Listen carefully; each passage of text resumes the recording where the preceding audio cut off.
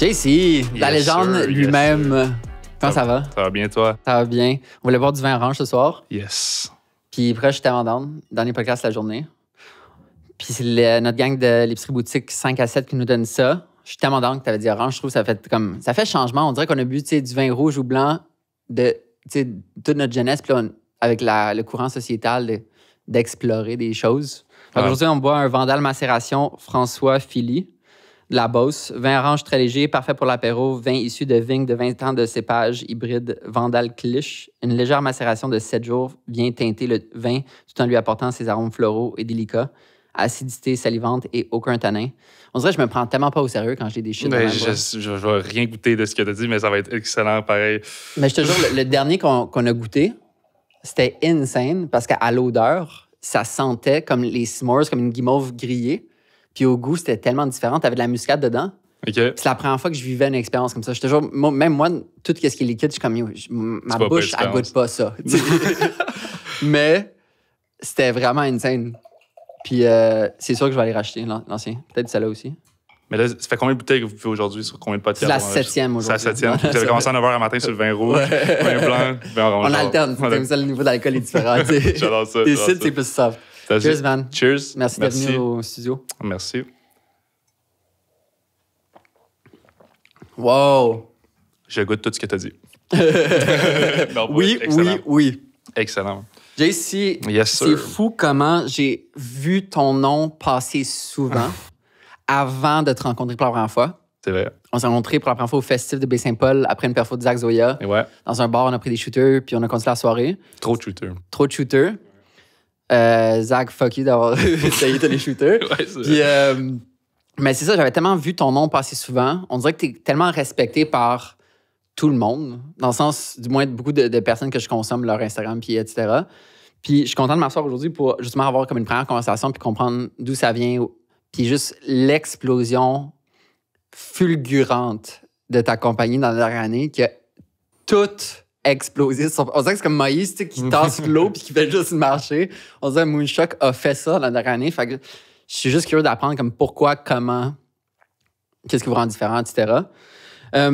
Mon premier amour d'un de tes projets, peut-être c'est comme ça pour beaucoup de personnes, mais l'After Movie de Métro Métro, la première édition. 2019, ouais. 2019. Juste avant le COVID. C'est-tu 2019, 2018? Ouais, cette année-là. Mais ouais. Puis ça, c'était gros. Ouais, en termes d'After Movie, de festival, on dirait que vous genre, settiez la barre très haute. Puis, corrige-moi si je me trompe, peut-être c'est à cause de ça ou peut-être c'est juste d'autres trucs avant. T'es pas comme un peu devenu spécialiste des After Movies de festival. Tu as fait le Festival de Saint-Paul, Métro Métro x2, dont l'édition avec Drake, Escapade. Escapade aussi. Puis là, ça continue. Est-ce que tu trouves que ça a été un moment fort dans ta carrière? Ça a été clairement un moment fort, mais je te dirais que c'était pas la première affaire. En fait, ça a été comme de travailler avec le Beach Club au début, quand Oli est devenu Oli et tout ça. Ouais, exact. Un remix de Beach Club. Ça a été comme de là que je me suis vraiment baigné là-dedans, mais j'avais toujours eu un intérêt pour ça. Puis moi, mes intérêts pour le filmmaking en général, ça venait un peu de cette nouvelle wave-là. Puis je me rappelle avoir vu les after-movies comme de Ultra Miami, ces trucs-là, puis être vraiment comme impressed sur le fait que comme de vivre l'expérience through that, puis c'était vraiment comme attendu, puis c'est la seule façon qu'on pouvait actually vivre cet événement-là. Avant, il n'y avait pas autant de stories, ces trucs-là. Fait que tu le voyais pour la première fois, puis le hype que tu avais d'écouter ce truc-là, les DJ qui te parlaient et tout ça, je trouvais ça fou. Fait que pour moi, c'était comme une façon de marier un peu l'amour de la musique électronique que j'avais initialement à ce que j'aime faire aussi, qui est du storytelling et tout ça. Mais fait que oui, effectivement, quand Métro Métro est arrivé, c'était vraiment une belle opportunité pour nous de faire de quoi super cool. Puis Nick, qui est mon partner dans Moonshot, puis moi, c'était comme, on veut le faire over the top, on veut l'amener où est-ce que, proche des production values, ce qu'on va voir des after movies américains.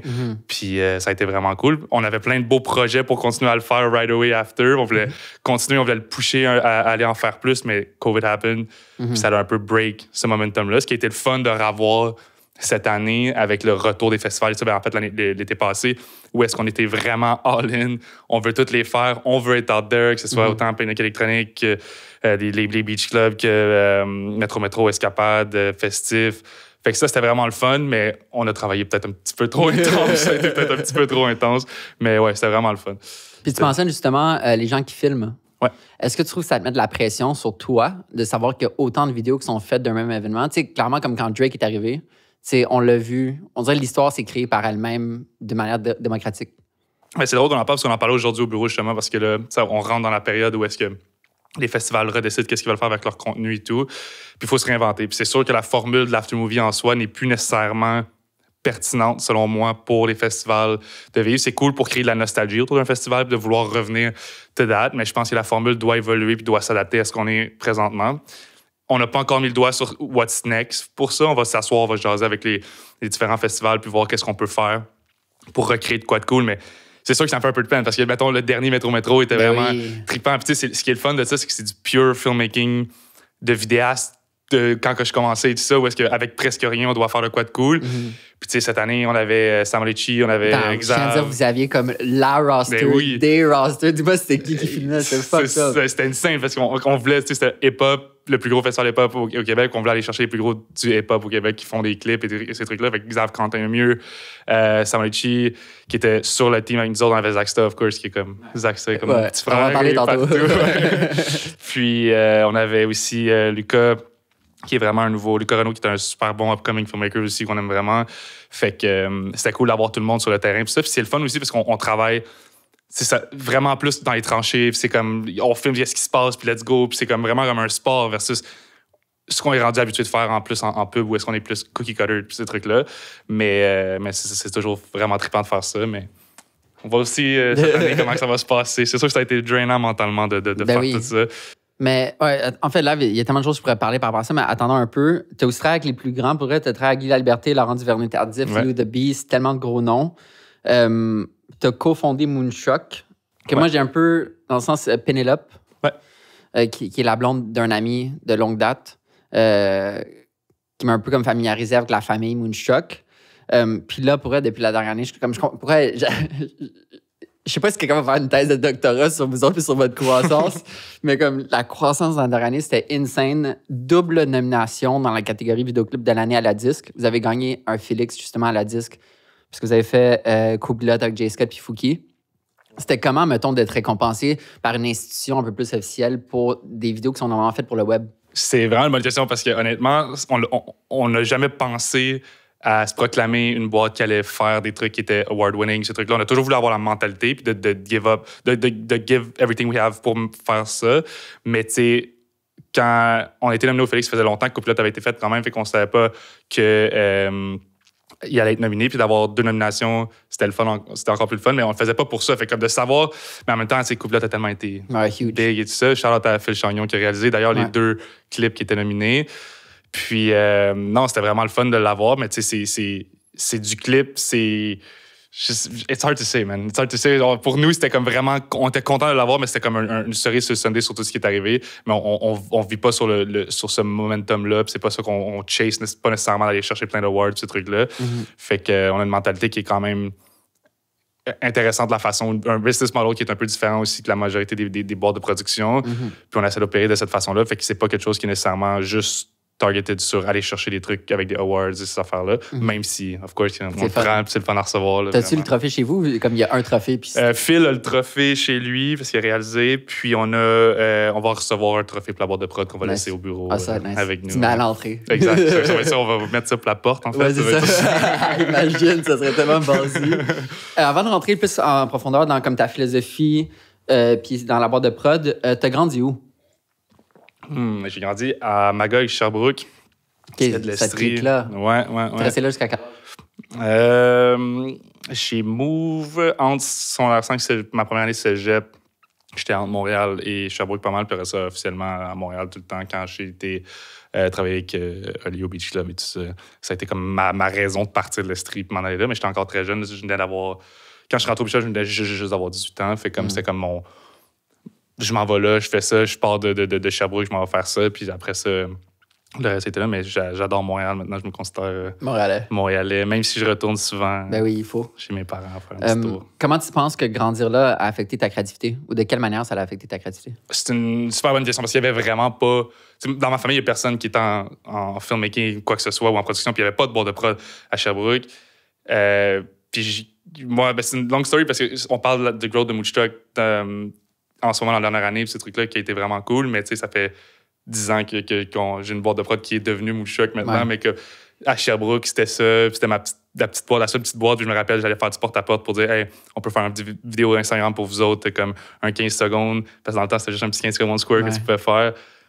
Fait que ça m'a forcé à devoir trouver des façons de vendre ça parce que le monde n'était pas habitué à ça. Puis j'avais personne autour de moi qui pouvait être mon mentor, exemple, qui pouvait faire telle affaire. Fait que j'ai dû apprendre sur le web, apprendre à faire cette affaire-là. Fait que Sherbrooke, in a way, m'a kind of build dans l'entrepreneuriat aspect of it et moins juste dans le créatif aspect of it. Puis le créatif est venu par la suite. Versus Nick, qui est mon partenaire, a vraiment un autre background, mais c'est ce qui fait qu'on se complète super bien. Puis on s'est rencontrés d'ailleurs à Sherbrooke, mais ça a été ça qui est comme... Ça a apporté la bonne balance entre les deux, en fait. Parce que je suis peut-être naïf, mais je connais pas tant d'agences créatives de Sherbrooke. Tu sais, je pense qu'il y a Beauvoir. Oui, il y a Beauvoir qui est dans pas mal la top. Puis c'était pas nécessairement le modèle d'agence non plus à Sherbrooke qui était le gros truc. C'était vraiment nous autres, c'était du porte-à-porte, des petites boutiques qui étaient là, puis on essayait de faire ça. Puis j'avais aussi une autre compagnie qui était une boîte où est-ce qu'on faisait du développement de software, ce truc-là. On s'est mis à faire genre des POS, plein de trucs de même, puis genre bâtir des trucs. Là, après ça, j'ai vendu ça, puis je me suis juste concentré sur Moonstock en venant à Montréal. Mais il n'y avait pas vraiment d'agence. Versus à Montréal, que c'est comme le bassin de scène. Il y en a tellement. Imagine le nombre d'agences comme créatives à Montréal, ça va être ridicule le chiffre. C'est ridicule. Genre, il y en a tout le temps de nouvelles qui pop. Il y a tout le temps de nouvelles boîtes de prod aussi qui pop. Ouais. Mais non, ça c'est crazy là, à Montréal. Mais le talent créatif à Montréal est incroyable. Puis il rayonne partout aussi, là, avec raison. Là. Même, je l'ai déjà dit, mais j'ai une amie, Jeanne Rondeau-Ducharme, Jeanne Map sur Instagram, qui est une photographe. T'sais, elle habite à Québec. Puis même à Québec, oui, il y a des musées, mais juste, il manquait de culture pour elle, d'où pourquoi elle a déménagé à Montréal. Mais étrangement, Québec a une belle scène de production aussi. Puis ils ont des belles boîtes à Québec. Je pense aux gars de Hockey, ces trucs-là, qui sont des amis à nous. Puis je pense que comme Québec en soi est un petit écosystème de prod vraiment intéressant aussi. Puis il y a des super bons créatifs là-bas, vraiment une scène. Là, fait que... J'imagine, l'art en général, c'est démocratisé, fait que ça l'aide toutes les villes. Puis surtout avec le télétravail, peut-être ça va inciter plusieurs personnes créatives. Moi, mettons, le studio qui design mon livre Saison, ils sont basés à Sherbrooke. Studio Miles. Ils ont fait mon livre, ils font comme des shops de vélo là-bas, des brandings d'alcool. Ouais. Nice. Très cool. C'est quoi le projet que tu as fait côté vidéo? Puis là, t'es comme, je vais faire ça pour le reste de ma vie. Je sais pas. C'est une bonne question parce que honnêtement, ça a juste toujours été comme ça que je voulais faire. C'était chanceux, in a way, de savoir très jeune ce que je voulais faire et d'être dans ce domaine-là. Moi, à la base, je voulais faire des films. C'est pour ça, je pense que beaucoup de monde commence à être vidéaste pour ça aussi. Mais maintenant, la nouvelle vague de vidéastes sont là des fois juste pour être vidéaste aussi. Mais je sais pas, il n'y a pas un projet en particulier. Je me rappelle avoir vu mon père avait comme une grosse bibliothèque avec tellement de films, cassettes et tout ça qu'on écoutait tant les films. Puis il m'avait mis le behind the scenes de Lord of the Rings dans le temps parce que j'avais peur de comme Lord of the Rings. Mais l'avait mis, puis j'avais tant capoté sur comment ça crée comme des familles, des bonds, genre tout le monde se connaît, puis ça devient comme tout le monde est dans cette aventure-là, puis super émotif about it, que j'étais comme moi, c'est ça que je veux faire de ma vie, ça a l'air tellement le fun. Puis ça l'a grow on me comme ça, en voyant YouTube émerger ces affaires-là, à faire comme je veux continuer là-dedans. Fait que il n'y a pas un projet en particulier, ça a juste été comme naturel de vouloir poursuivre dans ce domaine-là. C'était quoi les sujets de tes premières vidéos? Mis à part comme les commerciales. Ça a toujours été. J'avais commencé à faire des petites vidéos sur YouTube dans le temps. J'avais été un peu plus comme j'essayais de faire des petits sketchs, des trucs comme ça, mais un peu plus funny, un peu plus trucs de même. Mais je pense que comme ça coûte tellement cher faire de la prod en général, puis comme commencer à l'en faire, moins aujourd'hui, mais quand même ça coûtait vraiment cher de juste avoir une caméra, que rapidement j'ai dû trouver une façon de faire des sous pour rentabiliser ça, pour pouvoir éventuellement acheter plus de gear, pour pouvoir éventuellement faire des meilleurs. Puis turns out que comme ce qui commençait à vouloir être juste pour m'acheter du gear pour en faire les meilleurs est devenu l'entreprise qui est aujourd'hui. Mais non, ça a commencé comme ça. Il n'y a pas un projet particulier ou une line, which is something en ce moment que j'essaie de retourner un peu à trouver comme, OK, mais maintenant qu'on a fait certaines affaires qui sont super cool, qu'est-ce que je peux faire pour redevenir là-dedans? Parce que, tu sais, maintenant, j'ai commencé comme vidéaste, j'ai été réal pendant un bout, puis là, producteur. Maintenant, je suis plus producteur-entrepreneur, puis là, je suis juste en gestion d'entreprise overall, fait que tout c'est un côté entrepreneurial. Est-ce que je veux revenir vers la réal un peu? Oui. Là, peut-être pas. Il y a des affaires encore à structurer, mais comme ça va se concrétiser, ça va se placer. Puis, mettons, live, tu considérais, ça serait quoi ta sauce? Comme c'est quoi ta sauce spéciale? C'est quoi la sauce JC? La sauce JC, je pense que c'est plus la sauce Moonstruck maintenant que la sauce JC. Je pense que ça a été, beau, ça. Ça a été comme ce que Nico et moi, on a été capables de bien amener dans le DNA de l'entreprise maintenant. On est des gars qui sont qui ont été super bons comme running gun. Nick était plus DP, moi j'étais plus réal. Puis on travaillait ensemble super bien. Puis on a comme translate ça dans notre façon de faire maintenant, de cette philosophie-là de running gun-là, de pas avoir... Tu sais, ça venait de l'idée de comme, faire une production, ça prend absolument un crew de 50 personnes, 30 personnes. Non, nous, on sait qu'on peut faire de quoi de vraiment high level avec juste 2-3 personnes. Fait que de ramener ça aujourd'hui puis d'appliquer ça, c'est ça qui a fait un peu notre sauce, c'est qu'on est capable de faire des projets d'envergure avec des beaucoup plus petits budgets, des beaucoup plus petites teams, beaucoup plus agiles, puis cut the right corners, basically, to cut pour rendre ça avec une belle production value puis être fier of it. Fait que ça a créé la sauce que Moonstruck est aujourd'hui. Ouais. Puis qui unlock aussi la créativité chez beaucoup de personnes avec qui on travaille, beaucoup de réals avec qui on travaille, parce que ça leur permet de pouvoir faire des projets qu'ils n'auraient peut-être pas pu faire, mais que nous, on trouve des façons de comme, pouvoir les produire quand même, puis des rendre rentables quand même. Est-ce que tu dirais que ça s'inscrit justement dans la nouvelle vague de création que tu as mentionné 2 fois depuis le début? C'est comme New Wave? Ouais. Tu dirais que c'est comme... Comment tu décrirais, mettons, ce New Wave-là? Ben, ça vient justement d'une nouvelle génération de créatifs qui partent, qui ne veulent pas nécessairement être des filmmakers ou faire des films ou faire de la télé. Ils veulent juste être des vidéastes, veulent juste être des créateurs. Puis ça demande d'être beaucoup plus agile puis de se faufiler au travers des différentes épreuves que la production peut apporter, puis des challenges qui viennent avec ça. Fait que cette New Wave-là est super bonne pour s'adapter à ces situations-là, puis d'être capable de produire de quoi juste avec une petite caméra, puis d'amener ça à un autre niveau. Fait comme ça vient déstabiliser beaucoup l'ordre du jeu un peu. Ouais. Fait comme mais ils ont encore quand même beaucoup, ces jeunes DAs-là, à apprendre pour pouvoir s'amener à un autre niveau. Fait comment qu'on se trouve au right dans le milieu, tu sais, basically. Fait tout en ayant, j'imagine, un seuil de qualité. Exact, c'est ça qui est le challenge, c'est de garder une qualité qui est steady partout, puis tu veux pas commencer à avoir des vidéos qui piquent de son, puis de lumière, puis tout ça, puis des vidéos qui sont super clean versus... Fait qu'est-ce qu'on peut faire pour comme créer une belle médiane au travers de tout ça, puis genre travailler... Je veux pas savoir tous vos secrets, mais mettons comme un coin qui a été coupé rond, que genre, mettons, vous assumez, puis vous trouvez que c'est quelque chose que, mettons, les plus vieilles générations d'agences surestiment. C'est une bonne question. Il y en a plusieurs. Je te dirais que c'est surtout quand on arrive en post-production qu'on est capable de maximiser nos heures de montage, nos heures de comment on va travailler avec ça. Mais c'est surtout au niveau de l'équipement requis aussi pour achieve le même look. Fait qu'on a besoin des moins grosses équipes nécessairement pour ramener tout ça au jour le jour, puis que ça look ce qu'on veut que ça look. Fait que je pense que c'est un constant amélioration de ces points-là, puis c'est quelque chose, c'est notre mission, basically, c'est sur ça que Moonstruck se concentre carrément à faire constamment, puis c'est either par des technologies ou éventuellement d'autres projets qu'on développe, mais comme pour justement streamline ça de meilleure façon, puis sans limiter la qualité. Nous, notre objectif, c'est basically de trouver des façons de tout ce qui est des pains de création, c'est-à-dire quand tu fais la vidéo, tu n'as pas commencé à faire la vidéo pour trouver juste une place où shooter ou de comme combien de chaises que ça me prend. C'est pas ça qui t'a passionné à la base. Ce qui te passionnait, c'était de vouloir créer cette affaire-là. Comment on peut éliminer ces headaches-là qui sont par rapport à la logistique d'une production en général, les limiter, puis vraiment là, plus de qualité. La logistique, pour elle, les gens n'arrivent pas à faire la vidéo à quel point c'est beaucoup de logistique. C'est exactement l'opposé d'être photographe. Quasiment, comme vidéo visuelle, mais tu sais, comme moi, je suis solo. Ouais, c'est ça, tu pars dans tes trucs. Il y a certains clients qui me demandent quelle heure tu vas aller faire ton repérage, tu consoles, je suis comme non, pas de repérage. Pas de repérage. Genre, je trouve ça rend les photos mieux quand il n'y a pas de repérage, dans le sens où vraiment la spontanéité du moment, puis la rencontre avec la personne, puis la personne que je photographie. Puis c'est tellement une approche différente de la vidéo que tout doit tellement être tight parce que c'est une fourmilière, dans le fond. Mais c'est ça, tu es capable, le travail que tu fais est tellement, oui, extrêmement reconnu, mais tellement.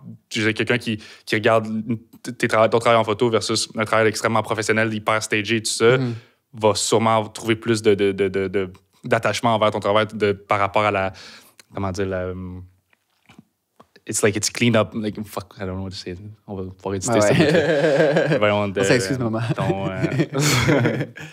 Ta sauce. Ouais, ta sauce. Mais whatever. Je pense voir, mettons, Will Arcan. Énorme respect pour Will. Will est tellement bon. Son niveau incroyable, Will. D'émotion que chaque image dégage est insane. Mais moi, je trouve Will, on est amis, mais c'est comme une source. C'est pas mon ennemi. Je vais pas dire ennemi, là, parce que c'est un gros mot chargé ennemi, mais tu sais, il me motive tellement à faire des photos de ce niveau-là, mais sans avoir un setup intérieur contrôlé, éclairagiste, whatever. Tu sais, je dis pas qu'il utilise un éclairagiste tout le temps, vraiment pas. Puis comme Will a tout le talent du monde, puis il mérite d'être où il est présentement. Mais tu sais, justement, d'essayer de faire des photos tellement insane, mais juste avec la lumière naturelle. Là. Du moins que moi, je touche pas. L'authenticité que tu viens chercher, c'est un peu ça. Ouais, Moi, je cherche. C'est que tu viens chercher cette espèce de rapport-là qui est plus proche. Puis genre, je comprends exactement ce que tu dis. Mais il y a plein de vidéastes que c'est comme ça aussi. Puis il y a plein de réalisateurs que c'est comme ça. Je pense. Je sais pas si tu connais LC Pilon, Louis-Charles Pilon. Oui, c'est mon LC, c'était le mentor à Nick d'ailleurs. Et puis on adore le travail d'LC. Puis LC est un exemple qu'on prend souvent comme étant un vidéaste que lui part tout seul avec ses skis puis il va faire de quoi de complètement débile versus d'autres vidéastes ont besoin d'avoir quelque chose qui est plus stagé, qui est plus... Mais dans les deux cas, le résultat est super bon, mais c'est des approches qui sont complètement différentes. Mais c'est intéressant le parallèle que tu dis, c'est justement d'être plus run and gun. C'est justement ça, sans avoir utilisé ces termes-là, mon approche est plus run and gun. C'est comme, donne-moi juste une caméra, une lentille, puis envoie-moi au fond du Québec, je vais te faire des images. Je vais essayer aussi folle que si, mettons, on a amené une équipe de 10. Clairement, c'est subjectif, là, mais c'est exactement ça. Si tu viens chercher ce côté-là, c'est vraiment... Puis justement, il a sorti un vidéo aujourd'hui. Avec j'ai littéralement écrit, j'ai hâte de retourner à la maison pour l'écouter sur une grosse télé. Lui, moi, j'ai toujours... C'est insane. Sa campagne, je pense, IGA pour le homard. Ouais. Je suis comme, wow. Tout ce qui touche, toutes les vidéos aussi de travel qu'il a fait, ce qui me fait capoter de LC d'ailleurs, puis c'est grosse pub LC. Tu sais, quand je voyageais, puis je faisais des petites vidéos de voyage, cette affaire-là, genre, j'allais avoir comme quand même gros des views par rapport aux personnes avec qui j'étais, mais la qualité de ce que je faisais était rien comparé à ce que LC fait, puis genre son travail était tellement comme crazy, puis pour moi, c'est comme, oh my God. Puis j'arrêtais pas de montrer à du monde en voyage, comme, yo, look what this guy does, like, it's insane. Puis genre, puis j'étais tout impressionné par cette touch-là que certaines personnes sont allées aller chercher, là, de même, comme que toi, tu l'as naturellement d'aller chercher ça. C'est fou, je trouve ça fou qu'il y ait comme un courant de vidéastes qui viennent du ski.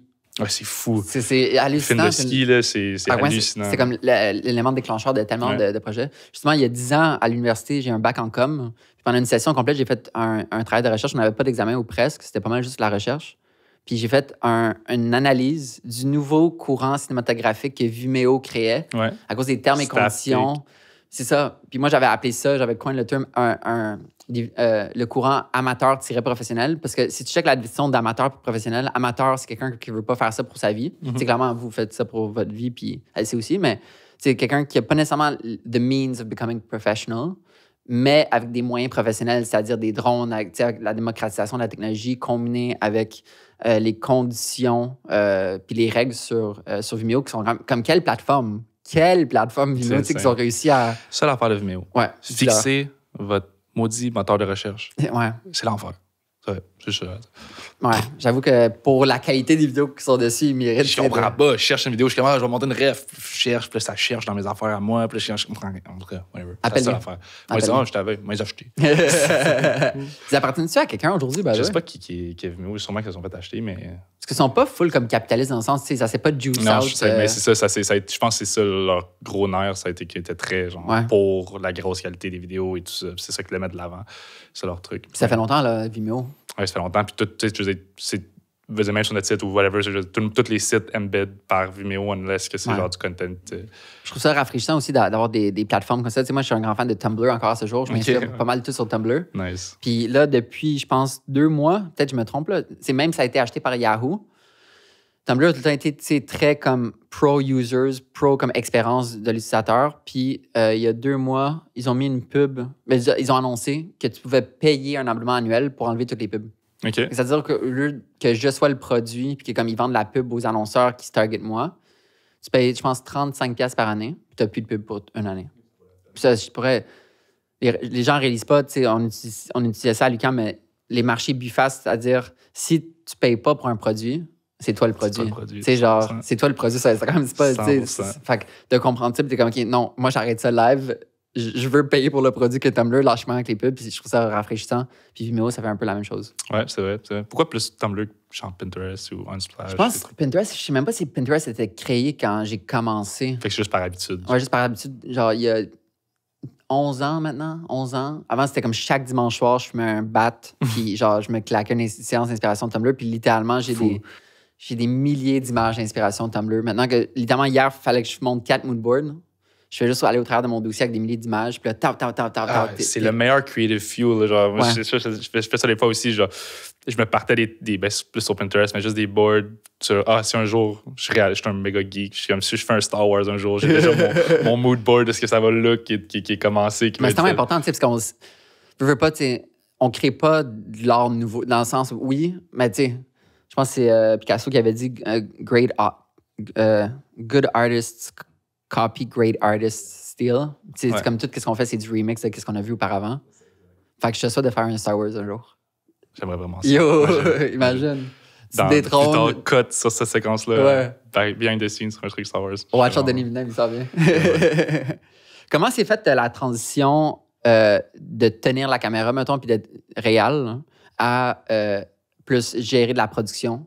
Puis est-ce que c'est comme un choix conscient? Je pense, j'étais pas vraiment conscient, mais je pense que ça a toujours été comme naturel. Ça s'est fait encore une fois très naturel de comme pivot vers la réal, parce qu'à la base, c'est un peu ça que je voulais faire. Puis j'avais moins la volonté de vouloir apprendre tout ce qui la lumière, tous ces trucs-là, même si j'ai pas le choix de connaître certains aspects, mais c'était pas versus quand je parle à certains DP qui sont tellement...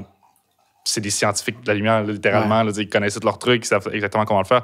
Versus moi, j'avais moins cette volonté-là. Versus j'avais cette volonté-là de vouloir apprendre sur le storytelling en soi, de ce que je faisais, ou littéralement de comment bâtir l'entreprise autour de ça aussi. T'sais. Mais je pense que ça a été vraiment le côté d'entrepreneuriat qui a pris une grosse partie par rapport à mon côté créatif, que j'ai volontairement mis un peu un hold sur mon développement créatif pour pouvoir structurer quelque chose autour de ce que je fais qui va perdurer aussi et tout ça. Puis je pense qu'un des plus gros challenges, parce que j'envoie les boîtes de prod popper à tous les jours, c'est comme vraiment trendy, mais je pense que le plus gros challenge, c'est de réussir à bâtir de quoi qui ne rely pas sur moi devoir être en set constamment, moi devoir être là partout, puis moi devoir prendre la caméra partout. T'sais.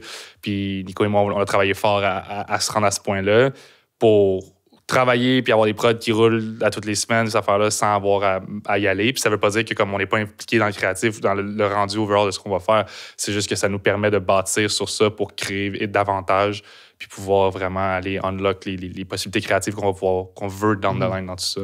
C'était bon, ça, c'est bon, hein, ça? C'est une bonne réponse. Ils sont le code, TikTok, Reels. Non, je pense la même chose en même temps. Mais c'est fou parce qu'on dirait que c'est comme quelque chose, c'est câble, mais on dirait que c'est quelque chose que comme quelqu'un de 50 ans dirait après toute une vie d'expérience à gérer une business, tu sais. Ton intelligence, mettons, sur un scale de 0 à 100, comme quel pourcentage c'est comme créatif, quel pourcentage de gestion? Parce que tu sembles genre bien, justement, jongler les deux. Ouais, ben je te dirais, c'est le travail en ce moment d'une vie, là, d'apprendre à comme bien peser et tout ça. Parce que oui, on a un beau scale, mais ça vient avec beaucoup de challenges de scale d'entreprise. Puis une entreprise dans le type de service que nous on a est très difficile aussi parce que c'est une entreprise que c'est un milieu qui est difficile aussi à growth. Puis genre les clients connaissent, ont une sécurité envers certaines personnes. Puis fait comme c'est difficile de bâtir au travers de ça, mais comme je pense d'apprendre à push vers ce que ma créativité va m'apporter dans comment on peut innover au basically dans ce qu'on fait. Puis je pense que c'est ça qui est la magie entre Nico et moi dans notre partenariat, c'est qu'on a vraiment, tu sais, Nick a un côté un peu plus cartésien que moi, un peu plus logique dans sa façon de penser, versus moi, je suis souvent très delusional, très genre, on peut faire ça, puis dans 2 semaines, on va être capable de tout le faire en ligne, tu sais. Mais comme, c'est la balance des deux qui vient faire ça. Fait qu'on on parle longtemps, on discute longtemps, on brainstorm longtemps, puis on prend action sur les affaires qu'on pense qui sont nécessaires à prendre action, même si on sait que beaucoup d'affaires qu'on va faire vont être quand même des faux pas, là. Mais on prend le temps de bien se réajuster puis on se laisse pas abattre par ces affaires-là puis on rebuild from that. Fait que, mais ça reste le travail d'une vie. Je te dirais juste que, par exemple, récemment, ou du moins cette année, oui, ça a été une grosse growth. Oui, on a changé de bureau, on a plein d'affaires qui sont arrivées. Puis je pense qu'à 25 ans, à l'âge que j'arrive là, je suis comme, OK, j'étais à un point où est-ce que j'ai besoin d'apprendre à avoir de la balance dans ma vie. Ouais. Et j'étais quelqu'un qui avait la mentalité beaucoup du... c'est un peu douchebag comme mentality de genre outwork everybody, puis tout le temps être en train de travailler, puis tout le temps en train de faire plein de trucs. Puis je m'en suis rendu malade à le faire, puis comme à ne plus nécessairement aimer ce que je faisais. Fait comme je pense que j'aime autant ce que je fais maintenant, mais je veux juste trouver la parfaite balance entre être capable de dire à soir, il y a de la neige, puis je vais aller skier, puis c'est pas grave. Fait comme versus avant, c'était comme non, faut tout le temps que ce soit ça parfait, puis mes meetings tous les matins, puis tel truc, faut qu'on avance notre plan d'affaires. Puis je me rendais compte que finalement, je run myself dans un crisis mode où est-ce que c'était comme t'as l'impression que comme faut que tout soit fait, tout soit settled, tout. Puis là, finalement, t'essaies de prendre un step back, puis tu fais 2 steps back pour un step en avant, puis cette affaire-là. Fait que là, de tout vouloir calmer ça, puis d'actually enjoy ce qu'on build présentement et non juste run out of energy to doing it. Tu vois. Ouais. Mais... J'ai lu un livre qui m'a beaucoup impacté. J'aimerais ça me souvenir du titre, mais c'est quelque chose par rapport à l'importance de relaxer. Puis maintenant, depuis ce livre-là, je vois, genre, aller faire du ski, aller faire du touring, aller prendre une marche, dormir, pour moi, c'est travailler. Dans le sens, tout contribue directement à travailler. Comme écouter un film de fiction pour me changer les idées, ça contribue directement à mon travail parce que ça réfléchit. Tu sais, prendre des marches comme quel life hack. Tu sais, genre, c'est gratos, ça fait du bien. Tu peux faire des meetings en marchant, t'apprends, tu peux contempler. Fait que c'est tellement important de garder sa balance. Mais je pense que tout entrepreneur ou créatif arrive à un point qu'on est comme yo. Là, ça marche pas. T'sais. Puis je pense que c'est là qu'il y a un breaking point, actually, où est-ce que les affaires commencent à aller vraiment mieux, anyway, parce que tu te détaches émotionnellement de tout ce que tu fais, puis tu apprends à prendre un step back, puis regarder la situation un peu plus en haut. Dire, OK, ben stratégiquement, c'est mieux de faire ça pour le moment, versus quand tu es tout le temps dedans en train de build through it, genre, c'est difficile de vraiment analyser puis prendre une décision saine sur ce que tu fais. Fait comme.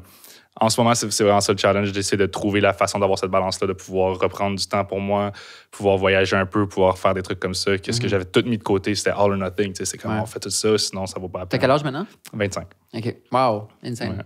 Bravo. Merci. Bravo, pas bravo pour dans l'âge, mais bravo dans tout. You made it. Mettons, à ce point-ci de ta vie, ton plaisir, il est dans quoi exactement? Ouais, c'est une bonne question. Ça peut aller dans plusieurs directions. Non, mettons comme... Vas-y, réponds comme tu veux, en fait. C'est une bonne question. Je pense que comme mon plaisir, je vais le retrouver beaucoup dans... Je suis quelqu'un qui carbure beaucoup à la performance, justement, mais comme ça revient à ce que je disais, il faut que je travaille ça parce que c'est peut-être... Ça peut tourner malsain rapidement. Fait que mon plaisir, je le retrouvais beaucoup par la performance d'entreprise, la performance de comme qu'est-ce qu'on va faire, puis genre, pas nécessairement de gagner un Félix, mais de genre avoir un roulement qui est steady, ces trucs comme ça, versus j'essaie de pivot mon reward system un peu vers justement de dire, hey, je suis content maintenant, mon plaisir est de dire, j'ai pris du temps d'aller skier, j'ai pris du temps d'aller boxer, j'ai pris du temps de faire d'autres trucs. Puis de moins me sentir coupable de prendre du temps pour moi quand avant c'était comme, là, je prends du temps pour moi parce que là, je performe pas. Fait comme là, en ce moment, ça pivot, mais je suis vraiment dans un weird transition en ce moment de philosophie qui est vraiment. Mais après, on dirait, une fois qu'on hit le bas du baril comme ça, après, t'es comme. Ta direction est un peu ça, du moins, t'apprends tes erreurs, tu sais, grandement, puis moins là, tu sais. Bonne chance pour refaire un deuxième burn-out dans le sens où... Exact. C'est là, exact. Tu vois les signes avant, puis genre, ces affaires-là, fait que tu veux genre, pouvoir comme... Tu sais, OK, là, je vais péter aux frettes si je continue de même. C'est tough, péter aux frettes. Moi, j'ai pété aux frettes il y a... Pas l'été dernier, l'été d'avant, puis pour vrai, ça m'a pris un bon 7 mois, 8 mois à commencer à prendre des marches. Comme je pouvais même pas prendre des marches. C'était zéro mental, c'était juste physique. OK. C'était juste comme overworked. Un peu comme en fait, mono... Oh shit, c'est fou parce que ça a éclaté le lendemain du festif qu'on se rendait. Arrête. Ouais. C'est Zach Zoya. Ouais, c'est à cause de Zach. Qu'est-ce que t'as mis? Zach m'a brûlé. Qu'est-ce que t'as mis dans les shots? Mais legit, parce que j'ai fait comme aller-retour Côte-Nord-Bécomo pour ensuite revenir au festif, qu'évidemment, on a eu du fun en soirée. Puis après, on est allé le lendemain à un autre party de Guillaume Landry, by Guillaume, vidéaste, réalisateur. Puis après, j'ai pété aux frettes. Oh, ouais. Juste exhausted, genre. On dirait, tu sais, comme dans ton corps, t'as comme tes glucides et tes protéines, qui sont différentes sources d'énergie. On dirait comme toutes mes glucides étaient parties, puis toutes mes protéines étaient parties. Fait que toutes mes, comme... C'était juste de l'eau. Il y avait juste plus d'énergie de réserve. Okay. J'étais juste, ça. J'étais juste de l'eau, dans le fond. C'est bon. Mais tu sais, ça prend des mois, tu sais, de pas pouvoir prendre des marches. Surtout que moi, je me déplace en vélo, fait que... Ça a-tu impacté beaucoup? Ben, j'imagine que ça a impacté beaucoup j'ai quand même tout mis comme... Pas sur reculons, mais quasiment sur première vitesse. J'ai essayé de juste faire les contrats que j'avais des obligations, mais sinon pas en prendre. Puis à mes shoots, mettons, dans une phase, je faisais beaucoup du cinéma. J'ai fait Bracelet Rouge saison 1 pour TVA. Puis j'avais dit à la directrice de prod, je m'excuse, mais je vais m'asseoir souvent. Tu sais, comme, je m'excuse d'avance. Puis je disais à mes clients que je m'assoyais entre les prises parce que, tu sais, moi, je suis habitué d'être comme là, dans le moment, puis tout. Là, j'étais juste incapable. Mais c'est fou, fait que c'était juste physique. Tu n'étais pas capable nécessairement de t'avais juste pas l'énergie, mais mentalement, tu étais encore... Je pense que c'est comme un épuisement profond. Ah, ouais. Que genre, ça te prend des... Puis là, évidemment, j'ai appris mes erreurs, puis comme, j'ai fait un énorme mois d'août que je shootais 25 000 images par semaine, genre des, tu sais, 7 jours sur 7 pendant 4 semaines, 10 000 km sur la route. Comme, j'avais un shoot de 1 heure en Gaspésie. Je fais, tu sais, puis je suis allé, puis là, après, un shoot de 1 heure en Abitibi, puis blablabla. Puis j'ai pas pété aux frettes justement parce que j'ai appris, tu sais. Je suis comme, OK, là, je m'excuse, mes amis. Tu l'as retesté pour être sûr. C'est ça, je me suis retesté pour être sûr que ça pète pas aux frettes, tu sais. Mais tu sais, comme arrêter l'alcool, arrêter les brosses, évidemment, sommeil. Ouais, là ça me pète le plus. Mais, fait que ouais, mais c'est important, je pense, de le vivre jeune, live. Ouais, 100%. Tant qu'on est encore... 100%. Mais c'est fou, hein, parce que moi, mon père me disait tout le temps, tu sais, j'ai toujours vu mon père travailler vraiment intense. Quel domaine? Et courtier, mais ça fait depuis qu'il a 16 ans. Courtier immobilier? Oui, courtier immobilier en industrie depuis qu'il j'ai toujours fait ça, puis moi, ça m'a jamais intéressé d'aller là-dedans, là, mais comme, il m'a toujours dit, fais attention, tu sais, brûle pas la chandelle par les deux bouts, puis tu sais, tu l'entends, oui, tu fais attention, mais until que tu actually brûles la chandelle par les deux bouts pour la première fois, tu te rends compte que comme, oh, genre, c'est important de peut-être écouter un peu plus et de faire attention, mais à un moment donné, tu as juste l'impression que tu veux tout prendre, il y a tellement d'affaires, mais il y a aussi eu le fait que comme, of course, puis je veux pas qu'on parle de ça trop, mais tu sais, le retour COVID a été tellement comme... Je sais pas ce qui se passait à Montréal l'été passé. Là, yo, c'était ça avait aucun sens. C'était lit, là. Ça avait aucun sens, là. Genre, c'était comme constamment, là. Constamment. Il y avait pas un moment où est-ce qu'on pouvait avoir un breather ou quelque chose. Là. C'était out. Fait que comme tout ça s'est vraiment accumulé. Puis à TND, là, il y a une petite saison morte au moins. Ben, c'est ça. Mais on va en reparler des saisons, parce que c'est important. Mais c'est fou parce qu'en plus, pendant le mural l'année passée, c'est juste les 2 semaines du milieu de juin, tu sais, F1, mural, tellement de choses qui se passent en même temps. Puis ma blonde est DJ sur le side, photographe et DJ, puis elle avait un gig à Trois-Rivières. On est allé à Trois-Rivières. Puis elle fait genre la même énergie. Je suis comme, yo, attends, c'est pas juste Montréal qui est sauté, c'est comme tout le Québec, c'est en train de l'exploser. Il y a comme un mural à Trois-Rivières. C'est sûr qu'à Québec, ça bump aussi, tu sais. Aussi, non, le festival de Québec, tous les trucs, ça arrête pas. Non, c'est fou. Mais c'est ça qui est beau ici, c'est qu'on vient complètement débile l'été, puis après ça, l'hiver. C'est vraiment un souffle. Ouais, c'est fou. C'est vraiment comme autant de nature que d'énergie. Puis moi, après, j'adore comme chaque saison, parce que je sais que chaque saison contribue au hype de la saison avant ou après, tu sais, puis garder ce flow. Puis imagine, genre, vivre en Californie, je dis pas que ça serait pas cool, mais en fait, je le ferais pas, mais mettons, tu sais, je comprends que ça peut être agréable d'avoir l'été 365 jours par année. C'est sûr que je l'apprécie, moi. C'est genre, c'est ça. Tu l'apprécies quand tu vois la neige ici et tout ça, puis que t'es comme... mais je pense que comme... Clairement, c'est moins un hype. Comme nous, on vit complètement fou là, quand la neige a fondu les premières terrasses, ça fait... Oh my God, le monde vit fou versus t'as clairement pas ça aux États-Unis. C'est ça. Genre, oui, dans le nord des États-Unis. Mais ils n'ont même pas la culture du pique-nique, on dirait. Non, c'est ça. Exact. C'est pas... c'est vraiment un autre mentalité. Bon, on l'apprécie. Ouais. Moi, ça fait 10 ans que j'ai une liste Kings of Summer. Fait que quand j'étais sur les bancs d'école, ça a commencé sur les bancs d'école. Parce que tu sais, comme avril, quand tu commences à pouvoir porter des shorts, puis là, tu commences à avoir vraiment hâte. Il te reste comme un mois d'école, 2 mois, dépendamment de t'es rendu à quel niveau scolaire. Puis là, tu vois comme toutes les possibilités que tu n'as pas pu faire dans les derniers mois, puis les possibilités que l'été te permettent. Ouais. Fait que je commençais des listes de comme tous les shit sick que je peux faire. Puis c'est juste comme un été Kings of Summer, c'est juste de cocher le plus de trucs. OK, on va aller faire du bungee jumping à telle place. On va aller faire un pique-nique là. OK, on va aller boire de la limonade sur le canal avec de la tequila dedans. On va, comme tout ça. Fait que je trouve c'est mon propre moyen de me hype pour la saison estivale qui est juste époustouflante. Parce que t'arrives comme au mois d'août, puis autant qu'il y a toutes les festivités, puis Oshaga, évidemment, je pense que tout le monde reprend un peu son souffle aussi après Oshaga. On est comme, OK, wow. Il reste comme un mois d'été. Mais juste de tout le temps avoir des idées de quoi faire, parce que des fois, on est dedans puis on n'oublie pas. On oublie qu'est-ce qu'il y a. 100%. Mais c'est sûr, quand tu mixines tout le travail au travers de ça, ça devient... Ce sont des festivals, là. J'en parlais avec Zach hier soir, ou avant hier soir, puis je suis comme, yo, l'été, man, comme, on veut se préparer mentalement un peu, tu sais, pour... Je suis pas prêt, là. C'est comme une immense vague qu'on voit, comme des ski de haut. Non, mais je pense que cet été va être moins... Parce que le monde, on virait fou cette année. Là, c'est vrai. Ça va calmer. C'est quoi ta relation avec le montage aujourd'hui? Parce que le montage, les gens réalisent pas à quel point c'est fastidieux. C'est le bon mot? Fastidieux. Montage, ouais. T'es devant un écran longtemps, t'aimes la mini-subtilité de timing. À quel point t'aimes ça? Plus maintenant. Non? Non. Nice. Mais je me suis drainé pendant Métro, d'ailleurs, encore cette année. Puis je m'étais dans Fashion Project, le dernier film. Puis, en fait, j'aime le montage parce que c'est vraiment là que c'est une deuxième réal, le montage, basically. Mais comme vraiment. Quand tu as d'autres responsabilités de gestion, comme au stade où est-ce qu'on est maintenant, c'était vraiment difficile pour moi de trouver des moments d'isolation pour pouvoir faire ça. Puis, tu sais, la créativité, clairement, tu le vis, là, mais c'est pas quelque chose nécessairement qui est facile à turn on, turn off. Ça peut arriver qu'une journée que ça me... Non, aujourd'hui, ça marche juste pas. Puis quand tu as des deadlines, des affaires de même, tu as ce stress-là, puis tu avais prévu qu'aujourd'hui, tu faisais du montage, mais que demain, tu as des meetings. Puis là, tu prends du retard, puis là, ça vient jouer sur ta qualité de ce que tu fais, puis cette affaire-là. Fait que ça venait tellement créer un autre layer de stress, basically, de faire du montage, que maintenant, j'ai comme un peu une fear du montage. Mais c'est sûr que la façon que moi j'approche le montage, c'est différent. Je suis quelqu'un qui aime pousser VFX, j'aime aller travailler sur ces affaires-là. Puis comme quand je rentre là-dedans, mais je suis hyper perfectionniste sur ces affaires-là. Fait comme je capote quand je suis pas capable d'achieve le look que je veux. Puis là, genre, c'est l'espèce de creative process, là, rock and roll, de comme tout est cool, c'est malade, j'ai la meilleure idée, à genre, peut-être pas, finalement c'est de la merde, finalement je suis une merde. Puis là, ça va, finalement c'est pas trop pire. Fait que tu sais, de ce constant loop-là de créativité en montage, tu le vis x12. Puis effectivement, encore pire quand t'es dans une petite pièce, là, puis t'es tout seul avec toi-même. Wow! Shout-out aux personnes qui sont capables de faire ça constamment. Imagine comme tu fais ça, c'est ta job temps plein. Ouais, les VFX et tout ça, là, genre. Oh my God. Oh boy.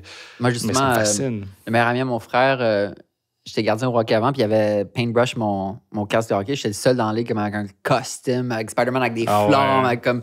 J'y avais tout marqué costume, qu'est-ce que je voulais faire. Puis lui, c'est comme son side project, mais lui, dans la vraie vie, il fait des effets spéciaux pour Framework. Comme une boîte londonienne qui est aussi qui ont des bureaux à Montréal. Dans Dark Knight, Batman, Two-Face, c'est lui qui a fait Two-Face. Ah ouais. Puis il a travaillé genre sur comme tous les James Bond, les Harry Potter, le dernier Star Wars, je pense Mandalorian, les genre Avengers, les Gravity. Ouais, Gravity, tu sais. Ouais, avec... ouais. Aïe. Ouais. Puis lui, c'est comme, il baigne là-dedans. Puis sa spécialisation, c'est comme les textures. C'est ça qui est le plus fou. Puis ça, c'est comme, tu sais, fuck. C'est comme shit. C'est vraiment baigner là-dedans la journée longue. Tu travailles le même morceau. Constant, des heures. Puis c'était fascinant, le dernier Avatar et tout. Puis genre, et comme de voir, tu sais, toutes les patterns qui sont créés juste pour de la texture, justement, puis des nouvelles technologies. Puis c'est fou, là. C'est ça qui est fou du montage, c'est cet aspect-là technologique en arrière qui est tout aussi impressionnant que des chat GPT, anyway, genre. Mais genre, c'est insane de voir ça, mais comme...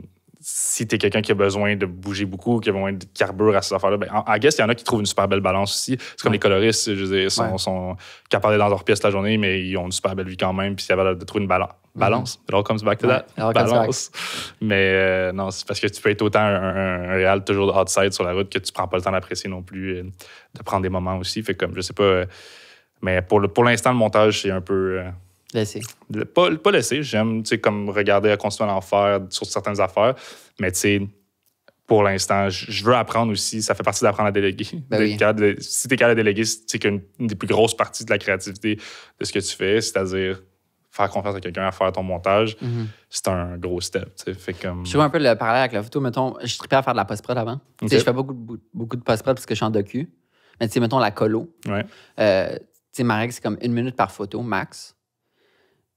Mais je trouve, j'ai commencé à perdre du fun quand commençait à avoir des trop gros volumes. Ouais. Puis là, t'as des deadlines. Quand ça devenait comme un flow que tu pouvais pas comme arrêter pour prendre le temps, puis ci, puis ça. C'est tellement fun au début. C'est comme ça que tu amènes la photo un peu en vie, que tu donnes de l'art. Mais là, c'est comme, quand tu dois passer dans ton Lightroom 100 000 images par mois, c'est genre, oublie ça. C'est comme ça te tue l'âme. Oh my God. Mais je pense comme, de toute façon, comme, mais je sais pas si Will il fait toute sa post-prod. Là, mais, ouais, je sais pas. Mais comme, c'est un autre. Quand tu rajoutes des layers de Photoshop dans tout ça. Puis fashion des requirements tellement plus gros puis plus intenses. Ouais. Mais il y a des côtés moins le fun dans tout. Il n'y a pas de secret. Là, mais... Moi, j'ai fait faire ma post-prod. Pour un projet, il fallait que j'enlève des objets.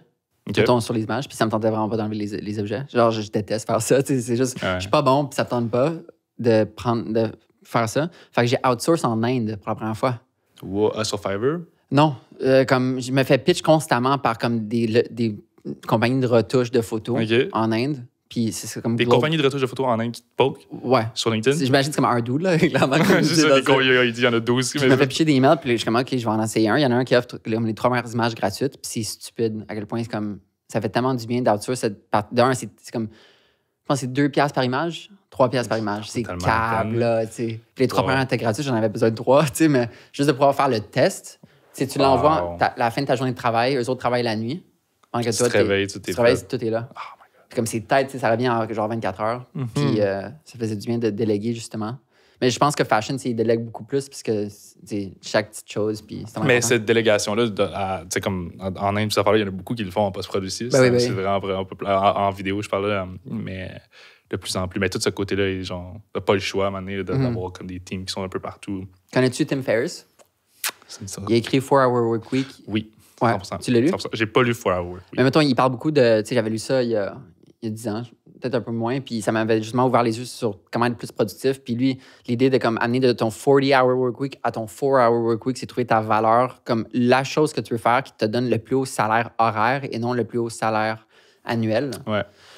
Puis toutes les tâches que justement, tu vaux mieux que de faire de la retouche. Mettons, ton intelligence est mieux appliquée ailleurs. Fait que juste outsource. Comme on vit dans une ère que c'est tellement facile de communiquer avec l'autre bout du monde. Puis depuis ce jour-là, je l'avais jamais fait jusqu'à il y a 2 semaines. Mais c'est ça, mais je pense, j'ai entendu parler souvent de ce livre-là et tout ça, puis je pense une des raisons pourquoi je voulais pas le lire, tout ça, c'était que c'était justement dans la mentalité du comme, non, je m'en fous, moi je suis un tank, je suis un hustler, je vais travailler 100 heures semaine, je m'en fous. Dans ma tête, c'était comme, c'est ça que tu as besoin de faire, puis si tu le fais pas, versus, c'est smart de travailler 4 hours work week. Là, mais c'est l'idée de comme, les nouveaux riches sont pas les riches il y a 20 ans. Les nouveaux riches, c'est ceux qui sont riches de leur temps, de leur liberté, 100%. d'espace. Puis, tu sais, de pouvoir prendre. En fait, ça m'a vraiment amené l'idée de vivre ma retraite au fil de ma vie, au lieu de la vivre à la fin. Si t'aimes ça, écoute, il y a un gars que j'aime beaucoup sur Instagram qui s'appelle Bill Perkins, qui est un investisseur. Puis il parle il a écrit un livre récemment, puis c'est Solving for Net Fulfillment. Puis c'est basically genre wealth versus time versus health. Puis comme à the end of the day, tu sais, comment t'arrives à vivre une vie qui est comme ça. On sauve pas pour maximum wealth, maximum health ou maximum time. C'est vraiment genre jongler les trois d'une bonne façon, puis pour pas t'épuiser dans quelque chose et tout ça. Fait que ça arrive tout le temps à ça, mais regarde, c'est la résolution 2023, puis c'est là-dessus. Puis comme, clairement, les sociétés évoluent tellement vite, puis c'était fou parce que pour écrire pour écrire Travailleurs, j'ai fait des recherches par rapport à c'est quoi le monde du travail aujourd'hui? C'est comme qu'est-ce que ça représente que le Canada soit le pays le plus éduqué au monde? Je pense qu'on a plus de 50% de diplômes, des gens qui ont un diplôme post-universitaire, je veux dire, post-collégial. OK. Ça fait en sorte qu'on est les plus éduqués au monde à ce niveau-là. Puis c'est quoi qui nous attend dans une société qu'on est tous éduqués? C'est comme, où est-ce que ça change la balance du workflow puis des tendances manufacturières puis tout? Puis Statistique Canada avait sorti une étude qu'en 20 ans, ils ont analysé dans, mettons, des gros secteurs, les compagnies qui s'étaient automatisées le plus, qu'on pourrait penser qui enlèvent de la main-d'œuvre. Au contraire, ont rajouté de la main-d'œuvre en plus d'améliorer leur rendement, évidemment, parce que quand tu s'automatises, ça l'aide ton rendement. Mais leur main-d'œuvre avait grossi, c'est juste qu'elle avait évolué. Tu avais plus de gens qui étaient responsables, justement, des jobs mieux payés pour régler les robots de l'usine ou whatever. Ouais. Fait que c'est juste, les jobs changent, puis la valeur de chaque job change aussi, dépendamment des flows technologiques. Puis quand combien de recherches de même que tu fais par projet que tu vas faire? Dans le sens, as-tu besoin d'avoir fait toutes tes recherches avant de t'enclencher dans un projet? Ou comment non, ça, c'était à la fin. OK, fait que tu le fais à la fin. Ça part d'un trip de vouloir photographier ça ou ça. Okay, comme je suis intéressé visuellement par des hommes dans la rue en train de travailler puis qui sont sales, mettons, concrètement. Okay. C'est ça, littéralement. Des jobs que, tu sais, étant... Je savais que ça fait longtemps que je sais qu'on est le pays le plus éduqué, mais de savoir, OK, mais c'était quoi avant, quand les gens n'étaient pas éduqués? Ouais. Fait que, tu sais, il faut un peu que j'aille dans les pays en développement pour vivre ça, puis voir c'est quoi les jobs que nous, on a pu qui existent encore là-bas. Puis à la fin, pour comme rédiger l'introduction, c'est là que tu fais de la recherche, parce que, tu sais, comme quand tu sors un livre, c'est concret, c'est dans les archives nationales, c'est à la bibliothèque, comme tu peux pas retirer un livre. Évidemment, il y a des réviseurs puis il y a des correcteurs en plus qui passent derrière toi. Mais tu vas quand même une tête, tu vas tellement bien faire ta recherche. C'est fou. Ouais. Mais c'est un peu comme... C'est déjà arrivé d'avoir un projet où est-ce que comme tu avais une idée de ce que tu voulais faire, mais finalement, along the line, il y a complètement d'autres affaires qui sont arrivées que tu pivotes carrément l'idée. Un peu comme Icarus, genre le documentaire. Ouais, by the way, ça c'est Attends, peux-tu parler de ce documentaire? Explique en comme 2 lignes, 3 lignes, c'est quoi? Icarus, c'est le documentaire comment ils ont trouvé, en fait, tout le dopage des équipes russes et tout ça aux Olympiques. Mais tu sais, c'est fou, c'est lui, Brian Fogel, que j'ai écrit d'ailleurs sur Instagram. Parce qu'il a fait un autre documentaire qui s'appelle The Dissident, qui est super bon, qui est filmé en partie à McGill ici. C'est sur quoi? Qui parle du printemps arabe et tout ça. No way, avant Icarus? Ouais, non, il l'a fait tout de suite après Icarus. Okay. Puis il explique comment il n'y a aucun streaming company qui voulait l'acheter parce que c'était associé. Ouais. C'est vraiment incroyable. À l'Arabie Saoudite, c'est ça? Exact. Puis ça a été parti en grosse partie à McGill ici. No tout way. ça, fait comme c'est vraiment intéressant. Mais dans Icarus, c'est ça. Il settle pour se dire, je vais faire un documentaire pour trouver le dopage. Attends, juste la prémisse, c'est qu'il suit un cycliste. Ouais, c'est lui, il veut faire une compétition de cyclisme, il va se doper pour voir à quel point il va faire la compétition une première fois, puis il va se doper sans stéroïdes, il va se doper pendant 1 an pour voir à quel point ça vient faire une grosse différence. Puis pour faire ça, il va prendre quelqu'un qui peut le checker pour être sûr qu'il fait bien son doping, puis quelqu'un qui le fait de façon professionnelle. Turns out, il y a la personne qui fait ça de façon professionnelle le fait pour toute l'équipe olympique russe depuis des années. Et unfold toute cette histoire-là. Fait que c'est fou comment tu pars d'une idée, d'une prémisse que tu avais en tête, puis ça te pivite. Mais ça t'est déjà arrivé dans un de tes projets? Je pense que c'est comme tout le temps ça. Ouais. Je pense que c'est tout le temps ça. C'est sûr, il y en a certains, tu sais, je pense que saison m'a appris. J'ai tellement besoin d'une rigueur méthodologique pour shooter les saisons puis sortir dans toutes les tempêtes, tu sais, canceller tous mes plans, sortir le lever de soleil tous les matins pour printemps, puis après tous les couchers de soleil pour l'été, puis après la pluie pour l'automne. Je pense qu'il faut que tu laisses aller. Puis je pense, au début, j'avais comme un prerequisite de nombre d'images de travailleurs ou de saisons ou d'endroits de saison que je voulais prendre en photo. Après, je suis comme, I want to make this great, fait que je vais doubler, fait que c'est comme 2 fois plus, tu sais. Mais tout le temps, tu sais, il y a tellement de projets à poubelle, mais peut-être que tu vas les reprendre de la poubelle. Ah, oui, ça fait partie, part of it, d'avoir une idée de passer sur quoi, finalement, ça se donne pas, ça revient on the shelf. Ouais. Mais non. Mais c'est fun que des projets soient en vie aussi comme ça. Ouais, vraiment. T'as mentionné que tu étais justement en agence depuis quand même longtemps. Pas en agence, en boîte de prod depuis longtemps. Ouais. Mais on avait une question du public de Phil. Du public de Phil. Puis il a demandé, comme, tu sais, il y a tellement d'avantages puis des avantages à être solo. Puis après, il y a tellement d'avantages et des désavantages à être dans des boîtes de prod. Ouais. C'est quoi le switch? Comme, comment la décision se fait de passer d'être autonome puis ensuite de mener une boîte de prod? Comment ça se fait pas du jour au lendemain, mais... Non, ben c'est ça. C'est vraiment une bonne question parce qu'il y a tellement de personnes qui vont faire beaucoup mieux alone que peu importe une boîte. Tu sais, à the end of the day, en affaires, ça revient tout le temps... Ton bottom line, c'est quoi, là? Genre, tu sais, qu'est-ce qui te reste dans tes poches à the end of the day? Puis que t'as beau avoir une boîte de prod qui fait 10 millions de chiffre d'affaires, si tu dépenses 9,9 millions pour le faire, ben il te reste pas grand-chose, tu sais. Fait comme... Puis t'as travaillé comme un malade versus la liberté d'être tout seul, de pouvoir faire tes projets tout seul, de pouvoir contrôler ces affaires-là, puis de pouvoir travailler d'une boîte de prod à l'autre aussi, puis de te mettre personne à dos. C'est ça qui est le gros avantage d'être alone, tu sais, puis de pouvoir faire ça. Puis je pense que comme ça te permet de travailler avec plusieurs personnes différentes, de pouvoir serrer les bonnes mains de n'importe qui, n'importe quand, versus quand tu commences à te label comme une boîte de prod, ben là, automatiquement, tu deviens en compétition avec les autres boîtes de prod, in a way, même si c'est pas une compétition, mais comme...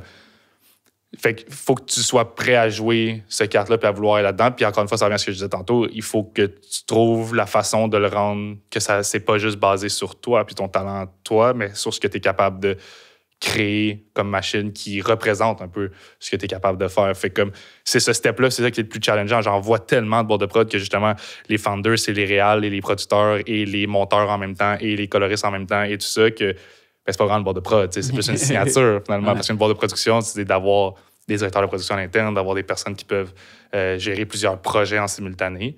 Fait que ça dépend si t'es plus un puriste qui veut vraiment comme travailler ton art, travailler ton craft, puis genre avoir tes gros projets dans the line, que tu te concentres juste là-dessus, ou si tu veux bâtir l'autre côté, aspect un peu plus rigide qu'une boîte de prod a. Mais tu sais, on en voit beaucoup de producteurs indépendants ou de vidéastes indépendants qui, comme tu sais, vont struggler soit avec leur comptabilité ou d'autres aspects qui sont vraiment plus chiants vite. Fait que comme ça vient l'avantage de vouloir être en boîte ou quelque chose. Mais tu sais, ce qui est intéressant de Moonshot aussi, c'est que nous, on a décidé de comme pas... On représente pas de réal. Ça fait que, dans le fond, tu as différentes boîtes de production. Tu as des productions qui vont représenter des réals, puis eux autres, ils vont... Leurs produits, c'est le talent. Mettons. Ouais, Romeo est un bon exemple, Cinéland et compagnie. Leurs produits à eux, c'est les réalisateurs. Fait que tout ce qu'ils font, c'est cultiver ces créatifs-là, puis bâtir ça, puis cultiver leur relation avec les agences, of course.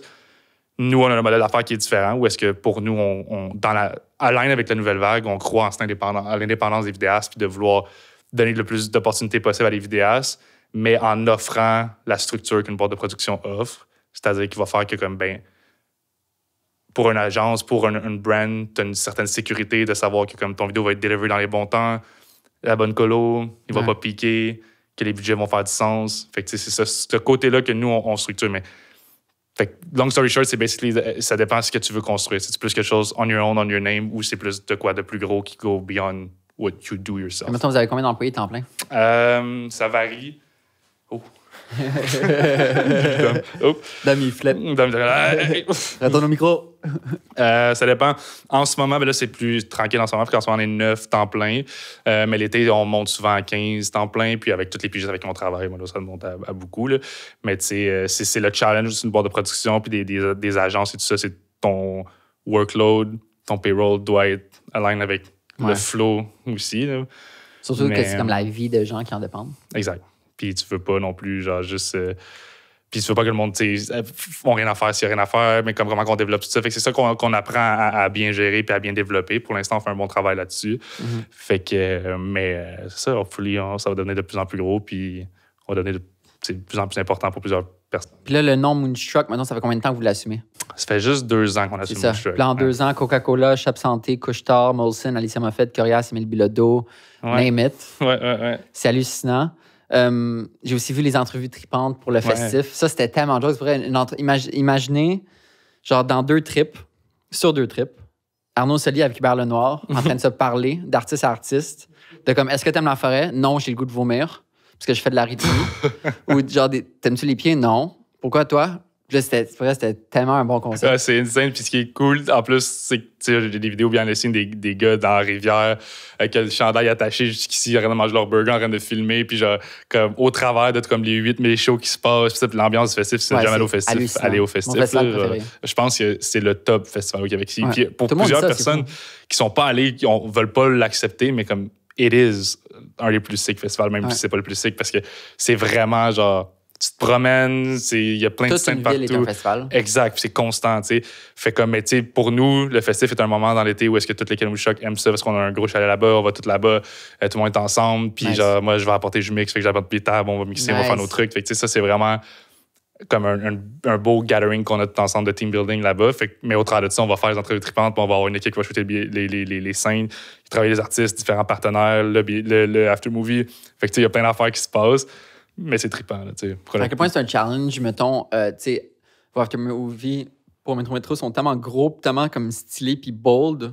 C'est évidemment dans les veines du rap, évidemment, veux pas, parce que c'est un gros festival de rap, mais c'est facile d'adapter votre sauce mettons, au festif qui est tellement une ambiance différente. Ben, ça va être dans la vision du réel en arrière et tout ça. Dans le sens du festif, Nick, c'est plus son vibe.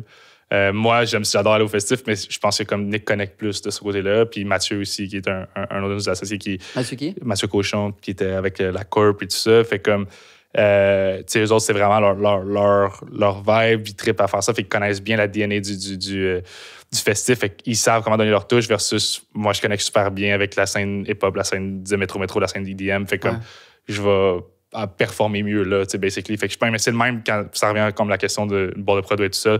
Bord de prod, ça te permet d'au moins d'être capable de toucher à plusieurs trucs. Je veux dire, tous les clips, personnellement, si c'était moi qui faisais les clips à Fouki, ben genre, ça serait une autre touche, mais Phil a la sauce pour le brand à Fouki qui fonctionne super bien, puis les gars, ils travaillent super bien ensemble. Fait que, tu sais, ça donne cette possibilité-là de pouvoir créer plusieurs identités, plusieurs brands, plusieurs trucs au travers du travail créatif de plusieurs personnes, tu sais. Mm-hmm. Fait que, fait que pour les festivals, c'est un peu ça. Puis, tu as parlé de workflow, puis je me souviens, je t'avais demandé au festif cette soirée-là qu'on s'est rencontrés, c'est quoi qui vous différencie? Puis tu avais dit justement le workflow. Ouais. Mis à part ça, tu dirais que c'est quoi qui vous différencie? C'est quoi la raison de votre succès?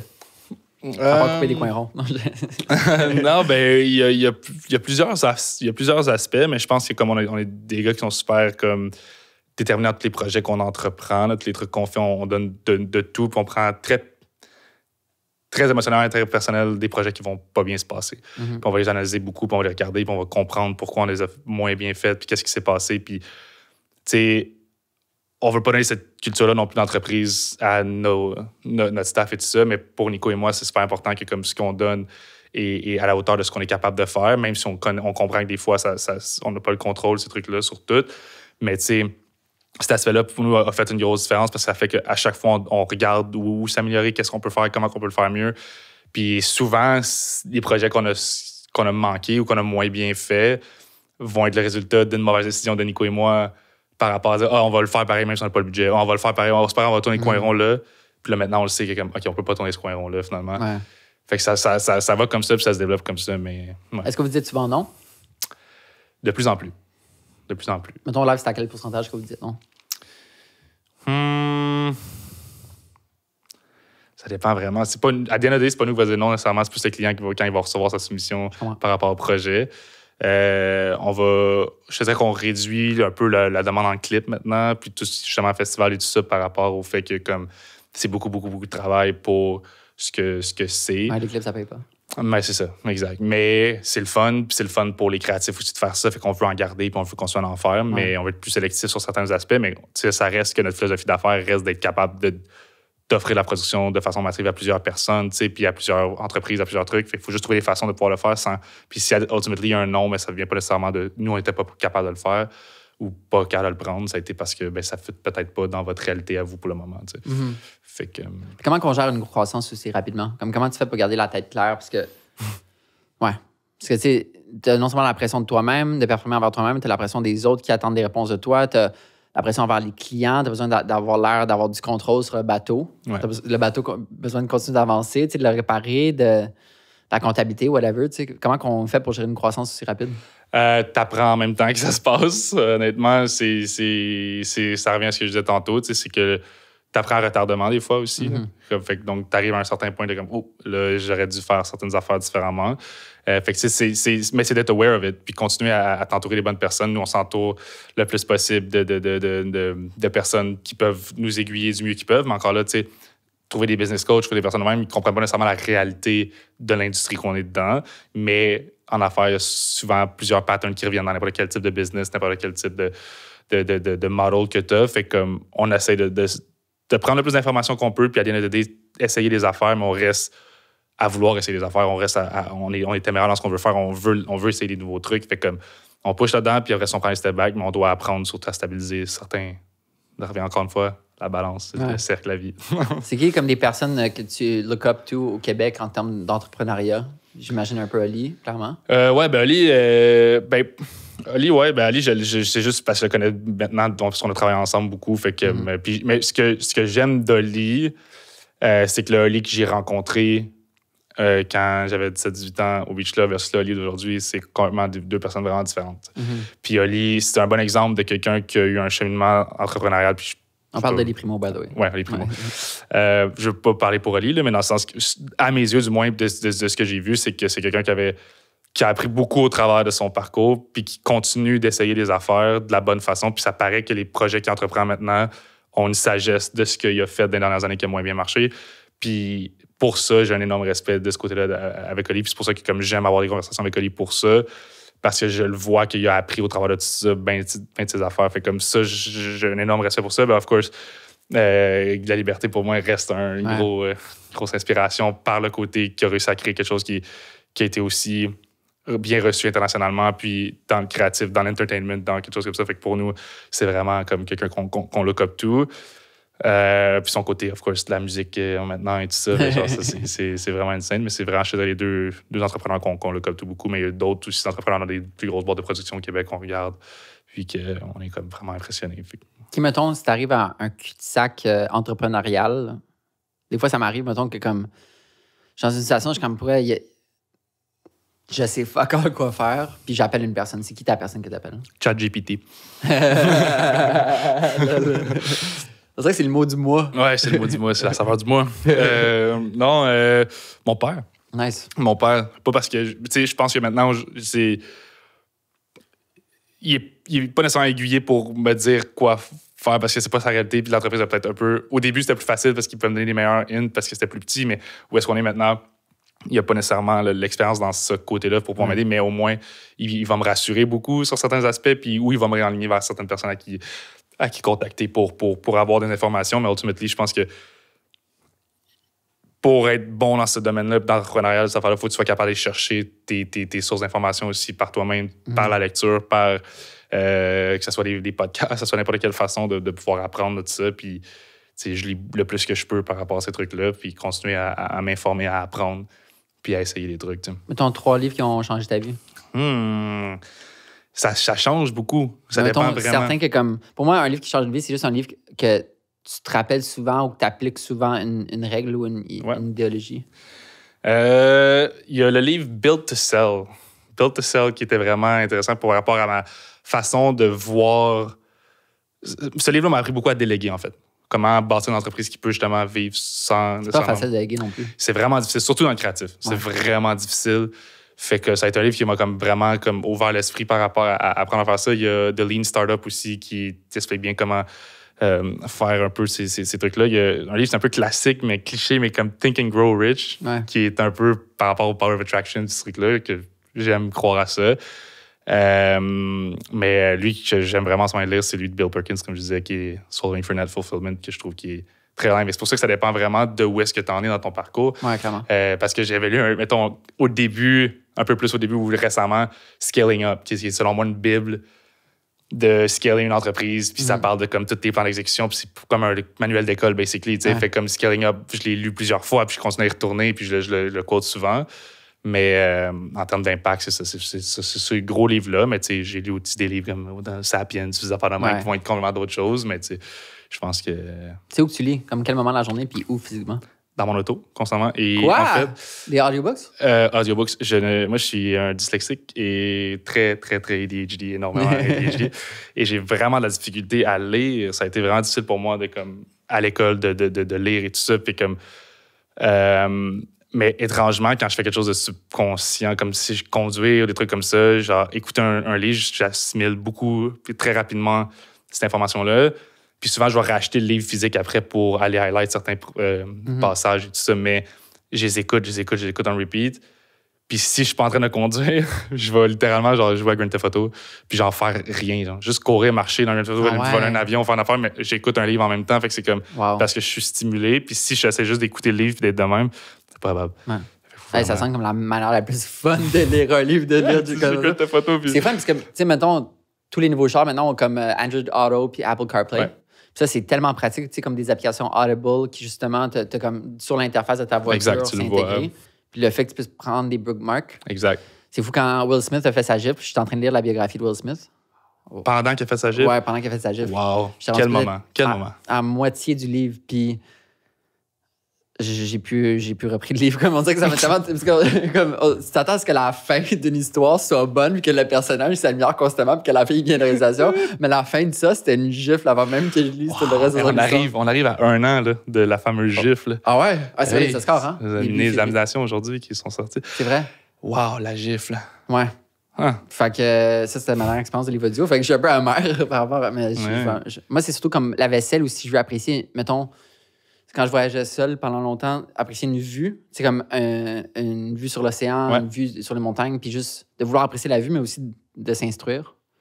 C'est au lieu de comme... Ouais, c'est j'écoutais.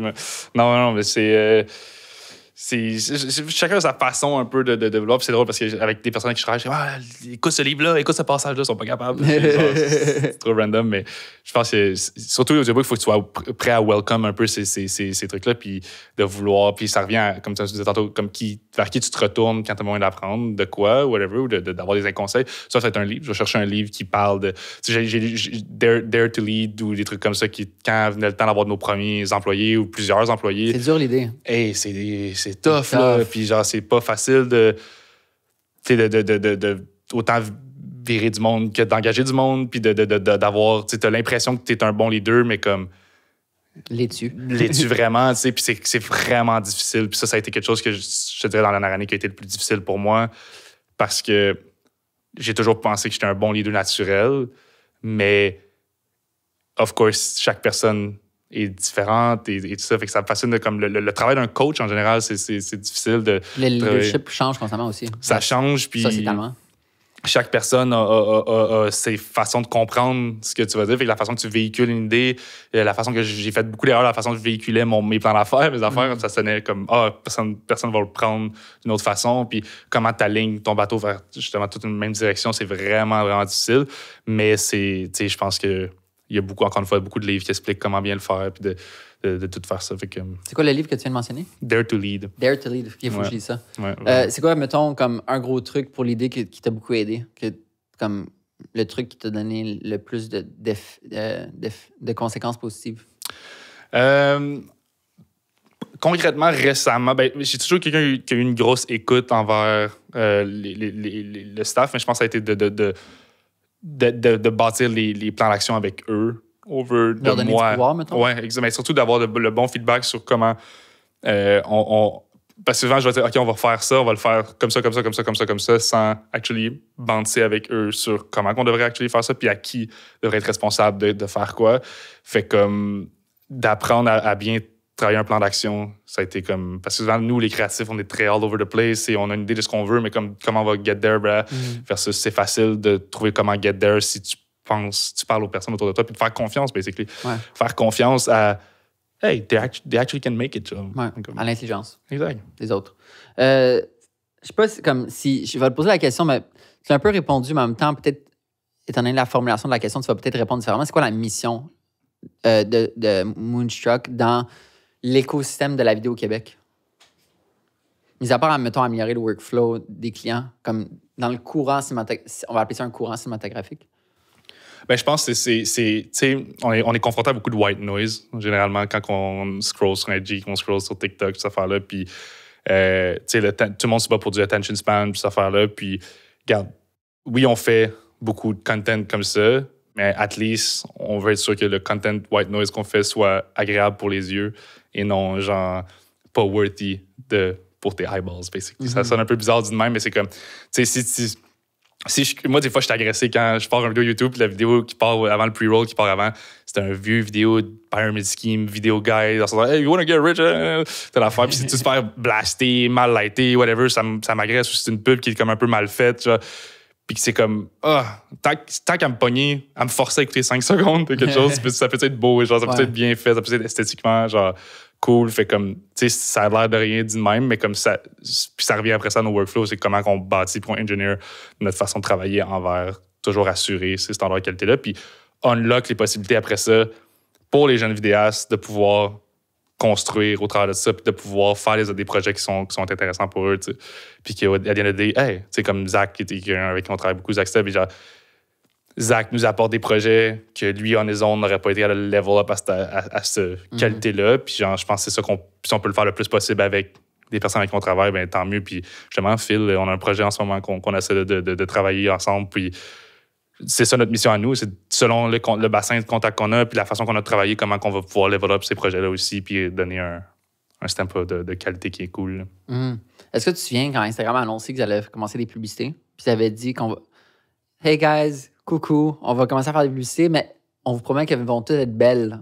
Parce qu'il y avait beaucoup d'attention qui était mise sur l'esthétisme d'Instagram. C'était beau, le contenu et tout. Puis là, boum, Facebook les achète. Puis juste cette promesse est juste tombée à l'eau. C'est tombé à l'eau bien raide. Là. Ouais, on va faire le mieux qu'on peut dans ça. Ça reste la réalité qu'on est dedans, mais tu sais, notre mission, tu sais, est autour de ces affaires-là, puis on peut voir ça. Puis je pense qu'il y a comme dans une entreprise comme nous qui a une croissance comme ça, c'est une autre affaire, tu sais. J'ai souvent essayé de dire, moi, je mets rien en branle tant que j'ai pas le plan d'affaires parfait avec la mission parfaite, le mission statement parfait, puis notre value book qui est parfait, puis que toutes nos affaires sont parfaites. Quand, basically, une entreprise est en croissance comme ça, you need to embrace chaos, puis embrace le fait que quand les fondations sont pas solides, puis il y en a qui vont péter à quelque part, puis tu vas les reconstruire différemment. That's how it works, that's how it goes. Fait que la mission, on le sait vers où est-ce qu'on s'en va, on sait qu'est-ce qu'on fait, puis elle est notée, puis elle est claire dans nos affaires. Mais on va la reword certaines affaires, on va changer certains mots, finalement, c'est peut-être un peu plus de même. Puis that's the beauty of it. Puis genre, il faut que tu allows ça si tu veux que ton entreprise continue à grossir, mais il faut que tu aies une bonne direction d'où est-ce que tu veux t'en aller pour pas qu'elle parte dans n'importe quelle direction non plus. Là, Que vois-tu à Zaxta? C'est quoi son nom complet? Jamais comme ça. Pas grand-chose. Je suis à semblant, c'est juste le seul. Zach, c'est un vidéaste. Zaxta, c'est Zachary Pelletier. Ouais, c'est ça. Ouais. Puis beaucoup de travail. Dis-moi, moi, la manière que je connais, beaucoup de travail au Beach Club. Il faisait tous les vlogs d'Alicia avant.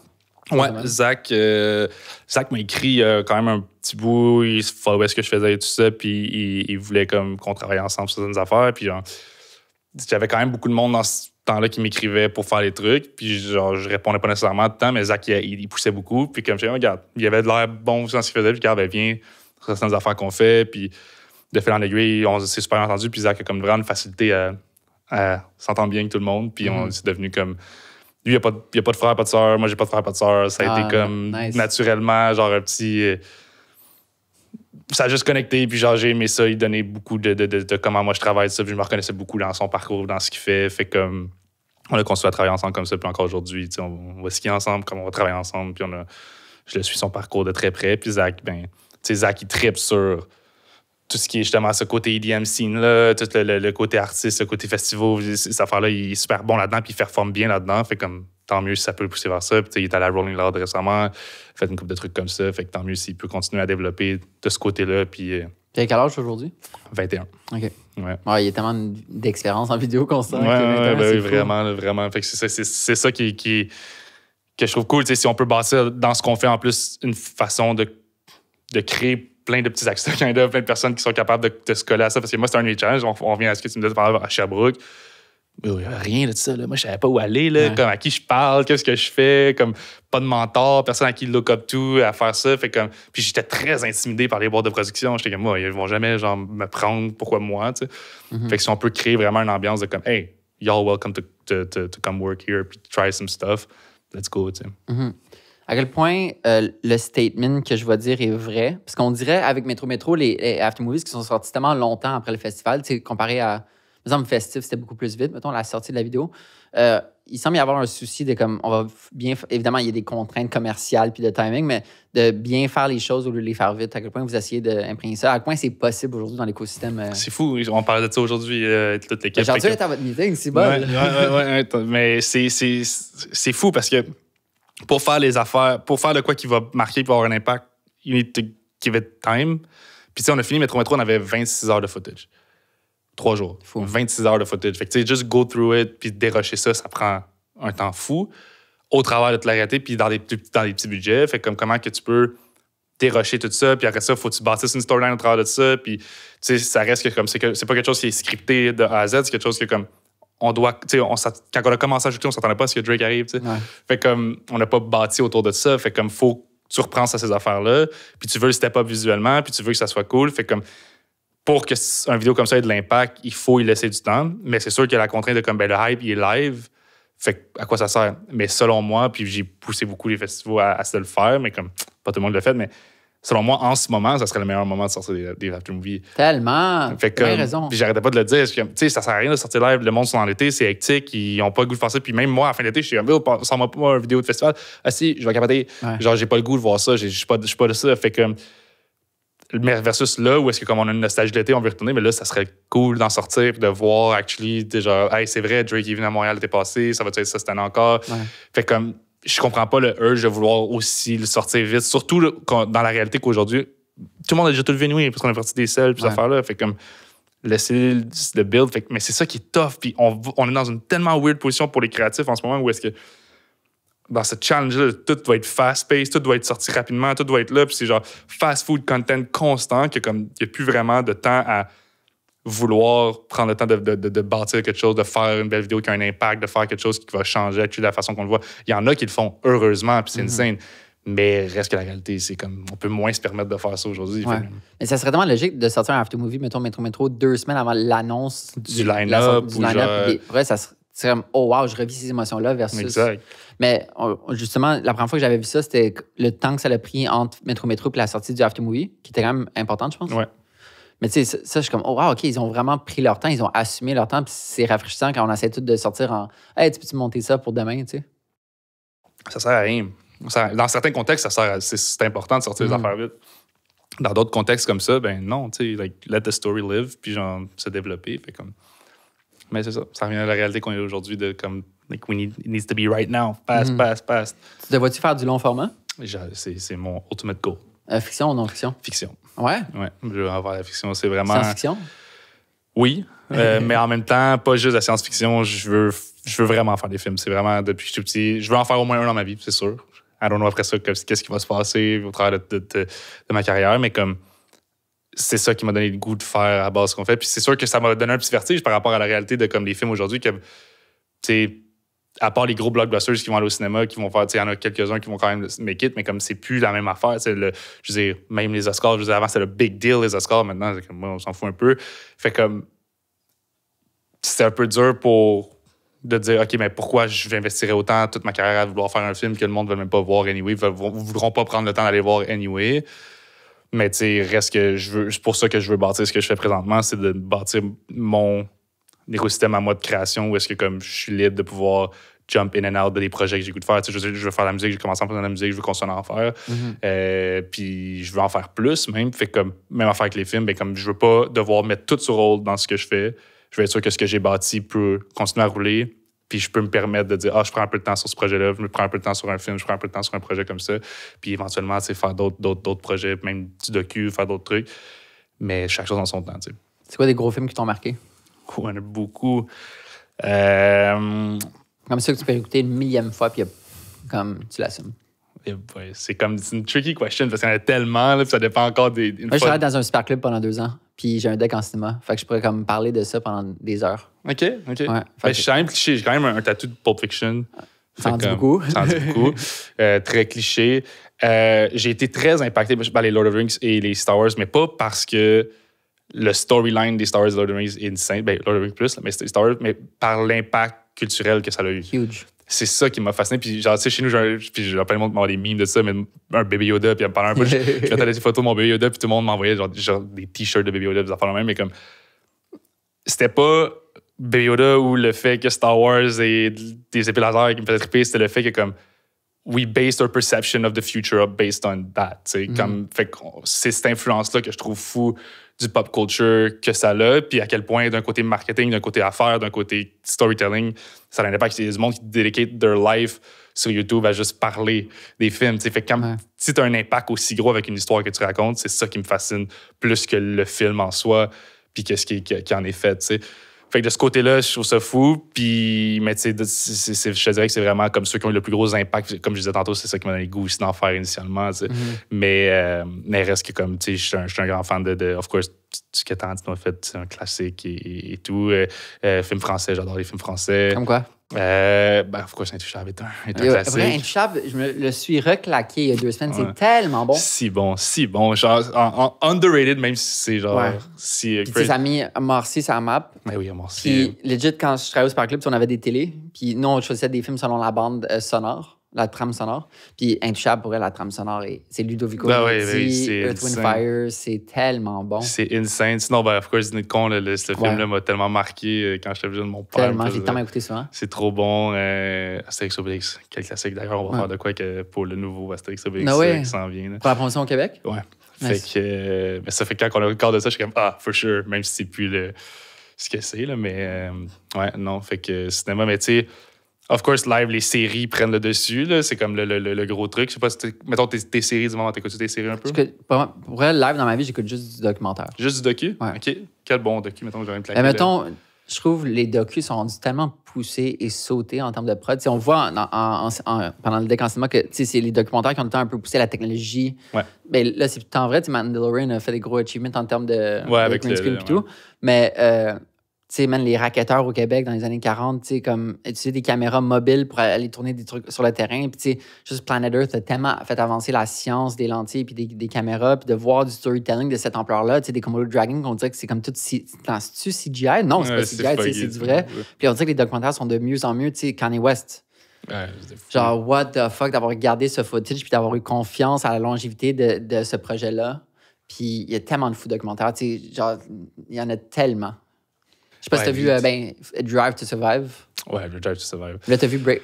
Vas-y. Trop. Dans mes feelings de Formule 1. Mais là, tu savais que les mêmes producteurs ont sorti Breakpoint. Ouais, exact. Ça, j'ai claqué la saison avant-hier.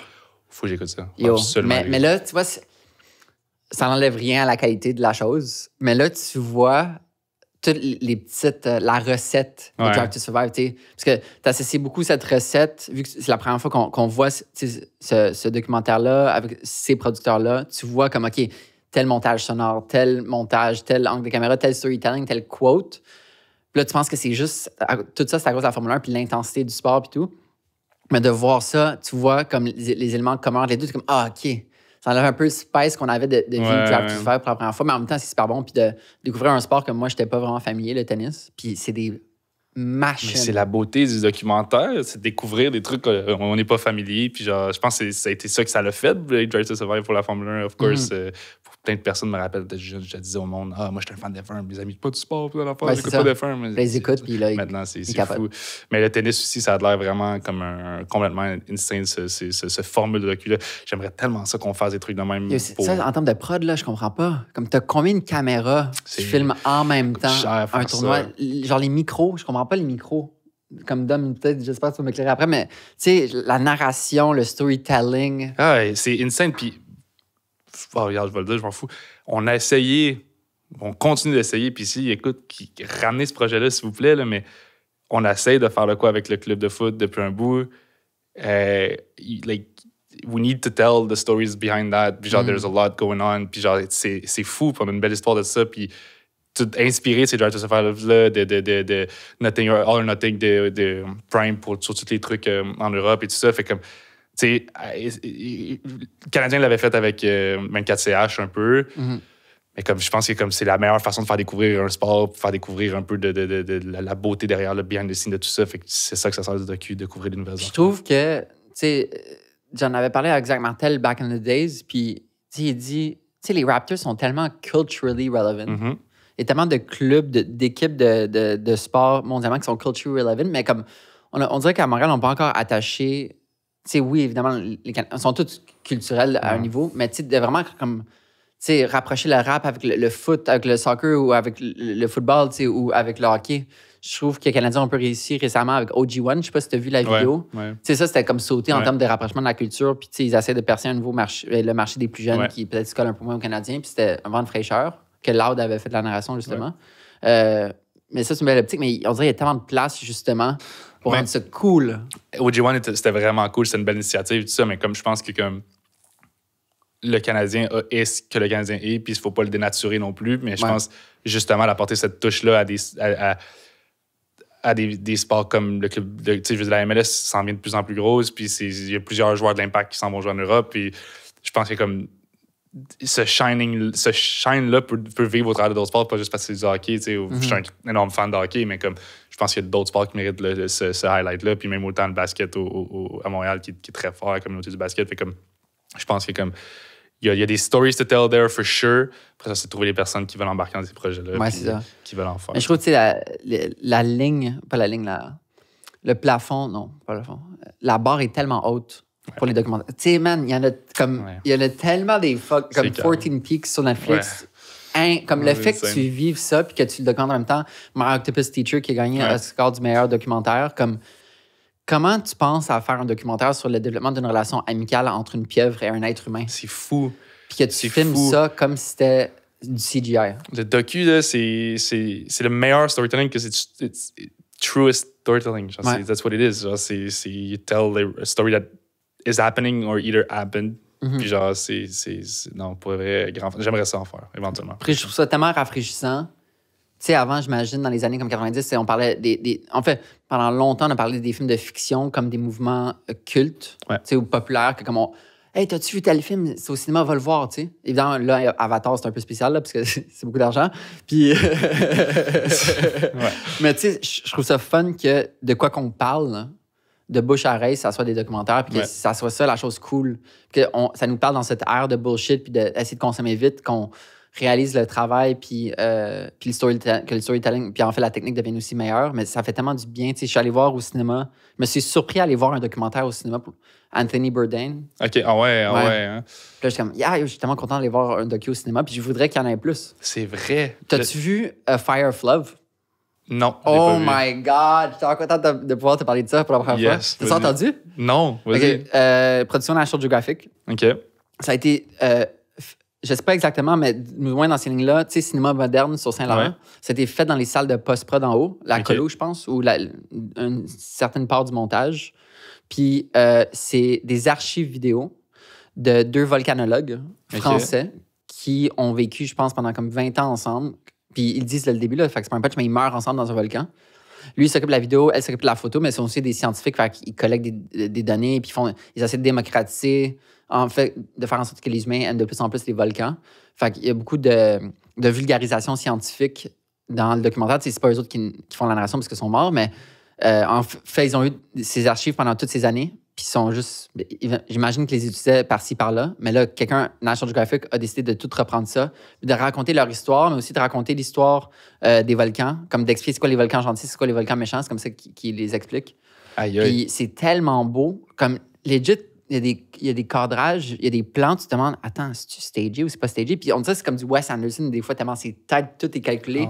C'est tout sur pellicule, fait que super beau, puis des textures, puis... Sur quoi? Il est où?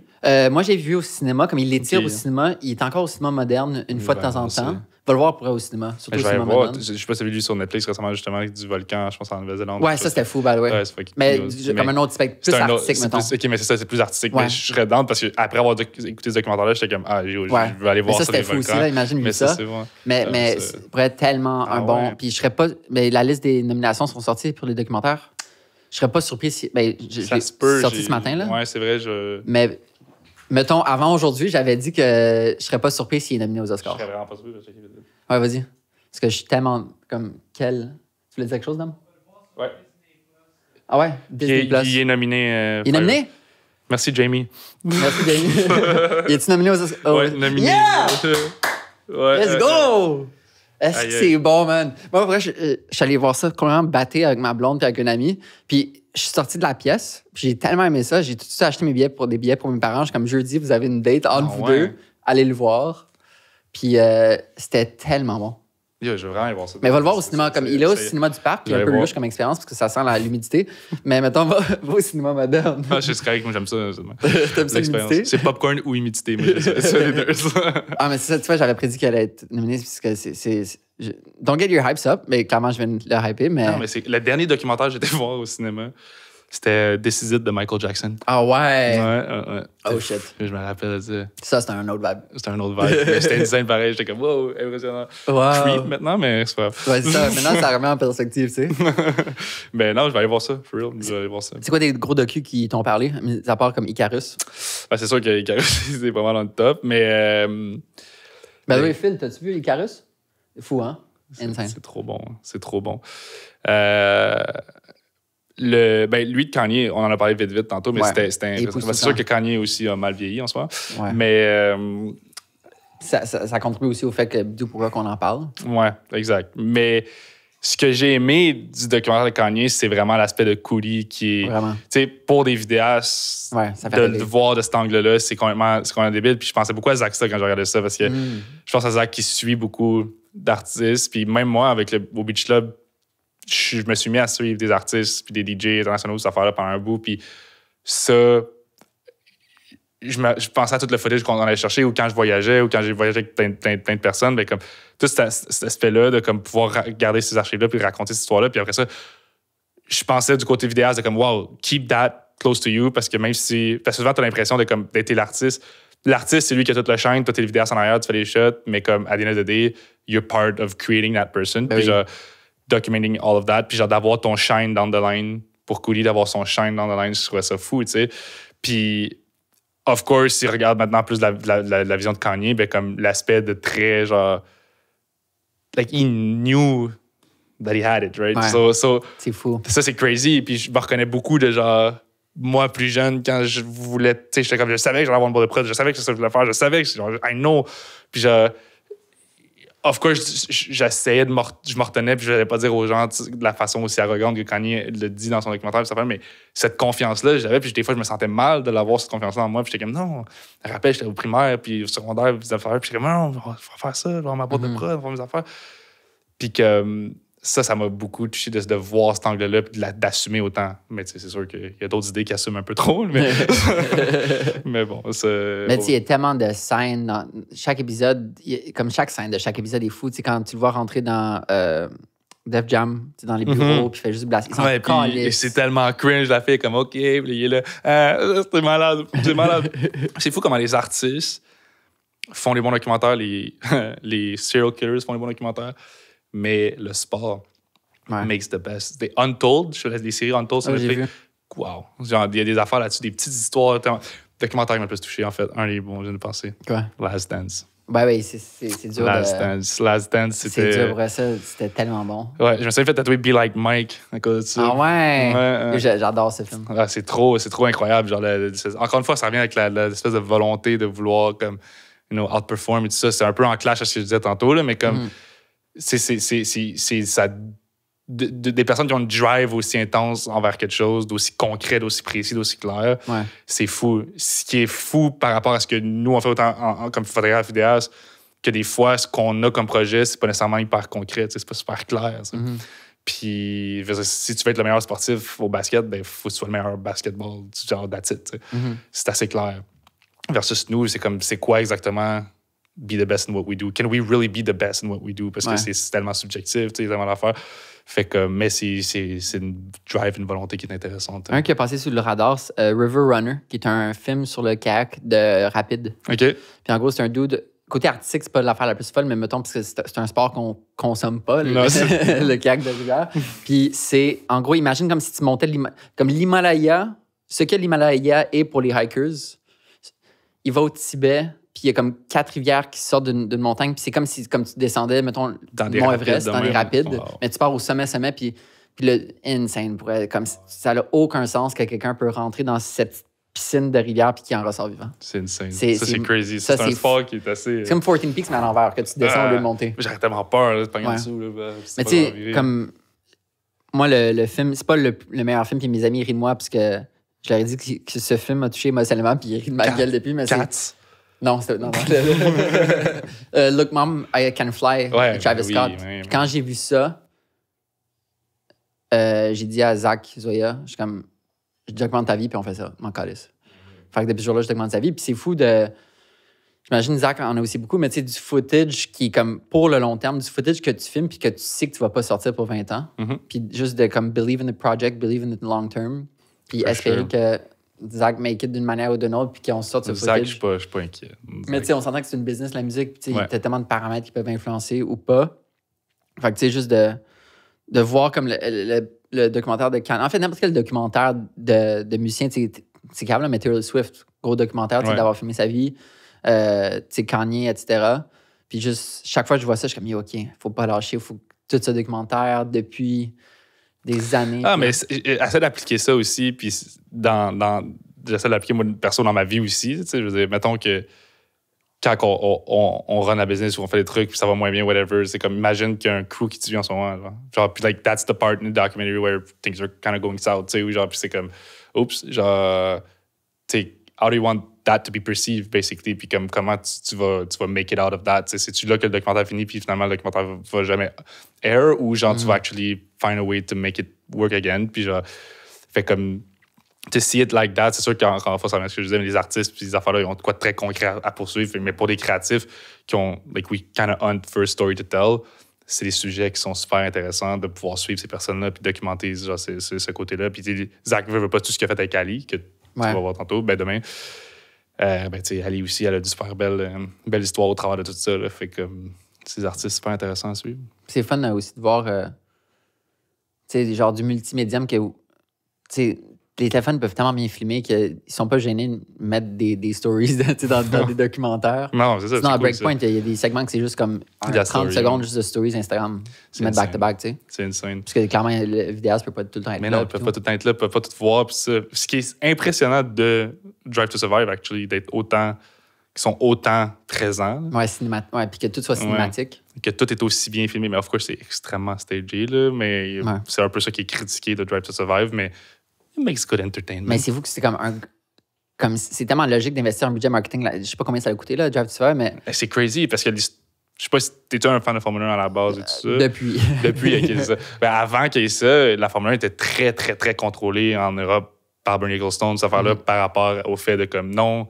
c'est très contrôlé qui a les droits de la F1. Ils ne pouvaient pas faire le documentaire de même. C'était un non des affaires de même. Ça n'allait jamais arriver. Puis ils ne croyaient pas à la nouvelle génération. Ils disaient non, la nouvelle génération, oui, c'est de la merde. Ils ne veulent pas vraiment checker ça, ces trucs-là. Fait qu'il y a plusieurs projets qui avaient été pitchés de même pour la F1. Puis il n'y a personne jusqu'à temps que la F1 soit rachetée. Puis que là, ils donnent. Racheté par qui? Je veux pas fuck up le nom, là, mais comme il y a un groupe qui a racheté Jamie, pas de là.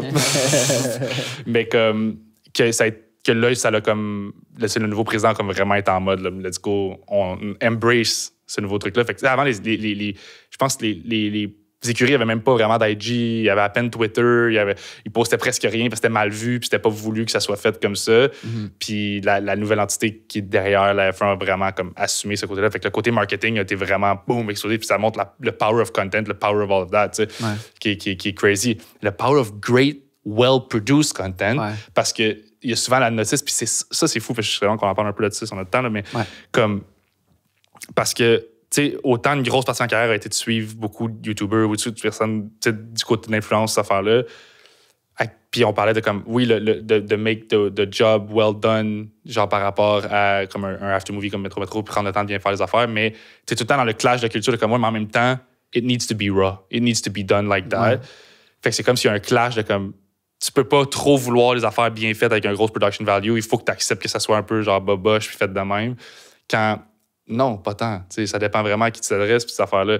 Puis, parce que j'étais vraiment. Comme j'ai entendu genre Joe Rogan parler avec Mr. Beast ou Mr. Beast, c'est sa façon qui fait que lui, comme non, genre, the second it's scripted or it's too well done, genre, people, they don't want to watch it. Well, it's agree to disagree. Là, c'est comme, je pense que c'est important d'avoir une belle production value sur certaines affaires. Puis c'est ça, si tu me parles du documentaire que tu allais voir, je veux dire, t'es touché par le côté cinématique of it. Genre. Ouais. Fait comme, Il n'y a rien comme le bouche à oreille. Il n'y a rien comme ça c'est sûr et certain. Mais tu sais, malheureusement, c'est plate qu'on est dans une période où est-ce que c'est pas ça qui est prioritize puis value dans ce moment, nécessairement l'esthétique of it, puis la beauté of it, le production value of it, mais vraiment plus le comme, yo, fais juste feed me content. Tu know? Ouais. Mais justement, un problème qu'on avait avec Zach, on a fait face pas tant longtemps après avoir débuté à moi de documenter sa vie, parce que j'ai comme un salaire mensuel pour documenter sa vie depuis des années. C'est qu'on faisait trop de photos de tête, trop de photos professionnelles, trop de photos clean. Ça crée une illusion que, attends, tout est fake, on est tellement un bon bullshit détecteur. Fait que là, on s'est assis, on est comme, comment qu'on peut réduire la qualité, c'est qu'elle va dire, mais réduire la qualité de la photo.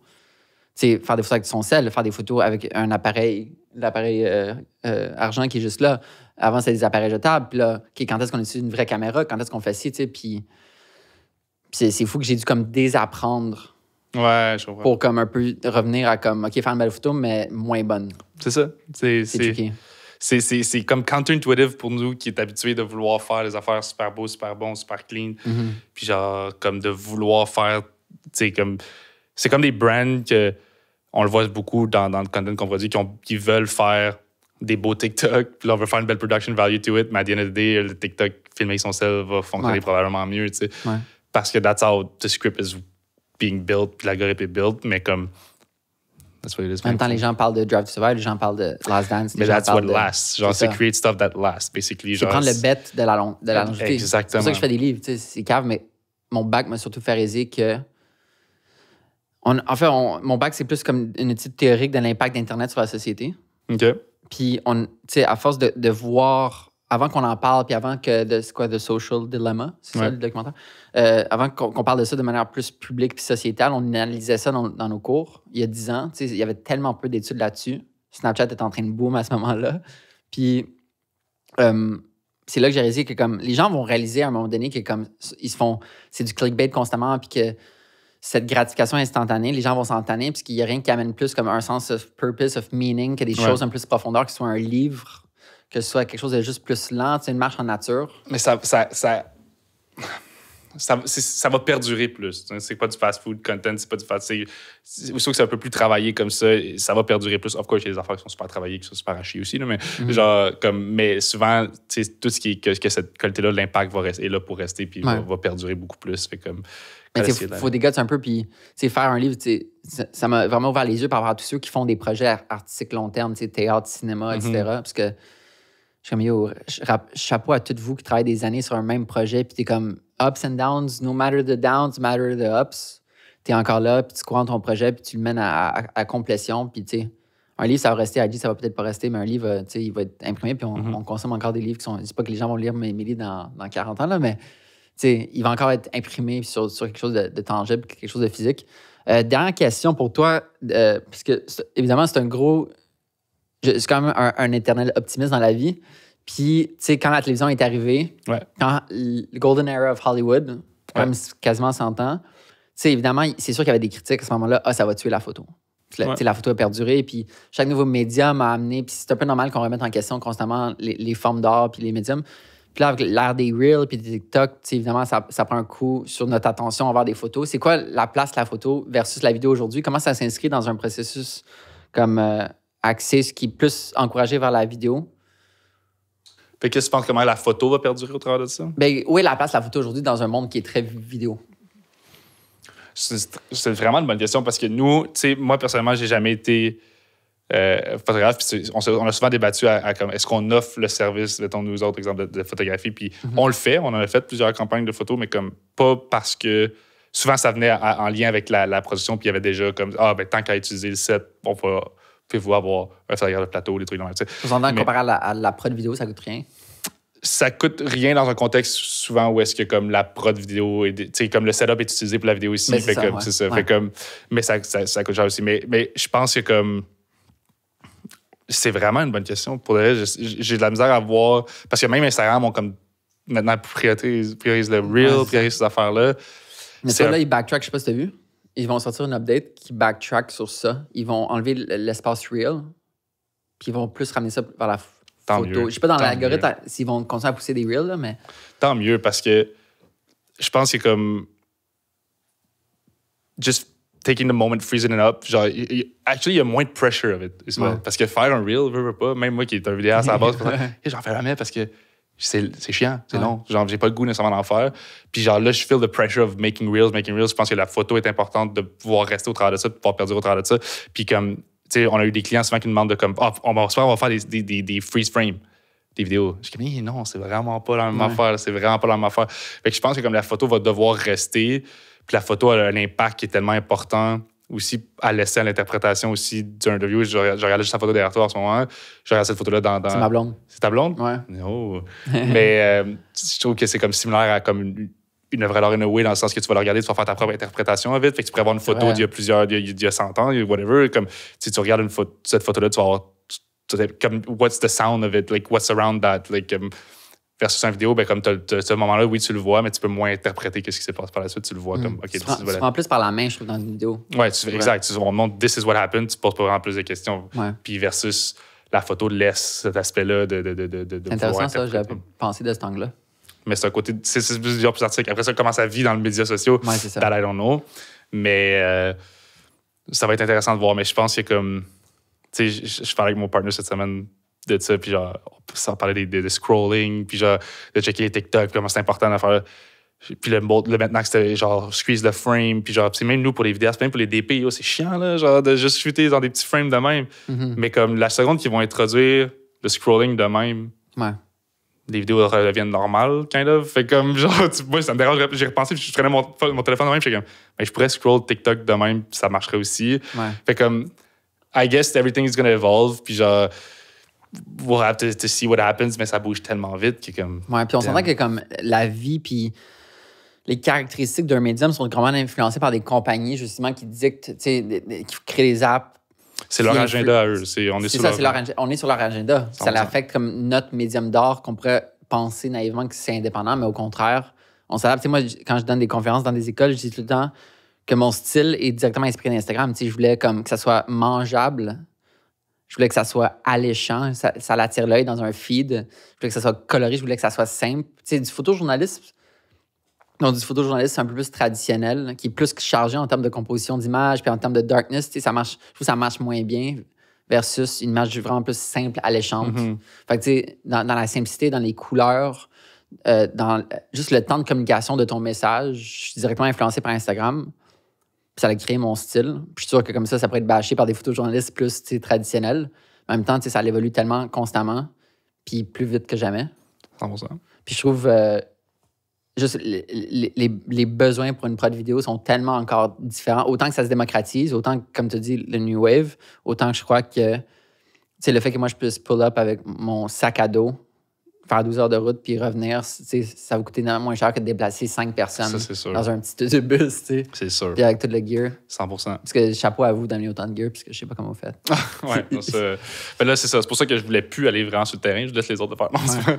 Non, le gear, c'est intense. Mais effectivement, regarde, on va voir. Puis je pense qu'il y a comme, après ça, chaque brand va trouver, puis si c'est pour de la marque ou si c'est pour des artistes, ils vont trouver la façon que pour eux, leur produit vit le mieux ou leur offering vit le mieux. Mais comme, à l'end tout le monde trouve un peu sa ligne là-dedans, puis certaines personnes vont make their way, genre, d'une façon, vont l'utiliser d'une façon, puis vont trouver une façon de rendre ça intéressant, puis ils vont trouver leur niche, ce qui est rendu plus précis. Clairement, les personnes qui vont s'intéresser à ce que tu fais sont exactement, vont te suivre pour ce que tu fais exactement. Puis je pense que that's the beauty of it. Mais comme... Clairement, il y a d'autres médiums qu'Instagram. Il y a des abribus, il y a des pancartes dans le métro, il y a des 100%. bagarres sur l'autoroute, il y a des 100%. packaging. Tumblr encore. Il y a fonctionne. Tumblr encore. Je suis encore surpris. Je suis surpris. Je savais même pas que c'était Ouais, encore en ligne. moi, je m'en vais tantôt dessus. Pour vrai? Ben oui. Genre, littéralement, je scroll avec mon... Parce que je me suis comme construit un feed qui est juste l'inspiration. C'est calme, mais c'est des quotes. C'est genre... C'est des quotes peintures cute de la Renaissance. C'est des quotes cute un peu avec genre... Ouais. Mais pour elle, des fois, ça me parle. Ouais. Comme c'est ça. originality is an act of honesty towards oneself. Ouh. Des choses de même. Mais pour elle, ça me parle beaucoup. Puis comme littéralement, tu sais, ma blonde est en photographe également. Tu sais, c'est quand même, on scroll ensemble mon feed, puis ça nous inspire. Elle est comme, OK, sauvegarde cette image pour moi, je sauvegarde l'autre image. Puis, fait qu'il y a encore un relevance, du moins, ça dépend comment tu orientes ton feed, là. Mais... Ouais, non, mais c'est cool. Ouais. Damn, JC, merci tellement d'être venu aujourd'hui. Ça me fait plaisir. Merci pour l'invitation, pour de vrai. Merci d'inviter des gens qu'on n'est pas habitué de voir nécessairement sur des plateformes comme ça, puis de pouvoir parler. Cette affaire-là, ça fait longtemps que j'aime ça, pouvoir parler aussi, de faire ça, puis j'aimerais ça en faire plus. Mais comme je pense que comme je trouve ça intéressant, les personnes que tu invites à venir parler, pour de vrai, c'est vraiment... Merci. Puis en fait, c'est juste, je trouve, tu sais, on dirait qu'au sein du milieu culturel, tu sais, comme on entend les noms qu'on entend, c'est souvent, mais c'est pas tous les professions dans le monde artistique qui sont mises de l'avant, du moins pour s'exprimer. Puis je trouve qu'on peut tellement gagner à comprendre, OK, comment cette vidéo est faite? C'est quoi le thinking derrière le clip Fuck You, tu sais, mettons, tu sais, mais littéralement, concrètement, puis c'est super fun de te recevoir parce que justement, tu as tellement contribué à tellement de projets, autant à la télé que vidéo. Est-ce qu'on dit la vidéo ou le vidéo? C'est quoi la règle? Jamie? La vidéo ou le vidéo? Cool. La vidéo. Ouais? La vidéo. La vidéo. Je pense que c'est ça. Ben, un vidéo? Une vidéo? Hey! Moi, pourquoi je ne sais toujours pas. Yel vidéo. Ouais, c'est ça, Yel vidéo. Ouais, mais merci d'être venu pour Merci. de partager ton intelligence puis ton knowledge. Puis j'ai tellement hâte de voir où est-ce que tu vas aller. Puis ça va être great. Merci. On va travailler ensemble éventuellement, for sure. Hope so. That's it. Cheers, boys!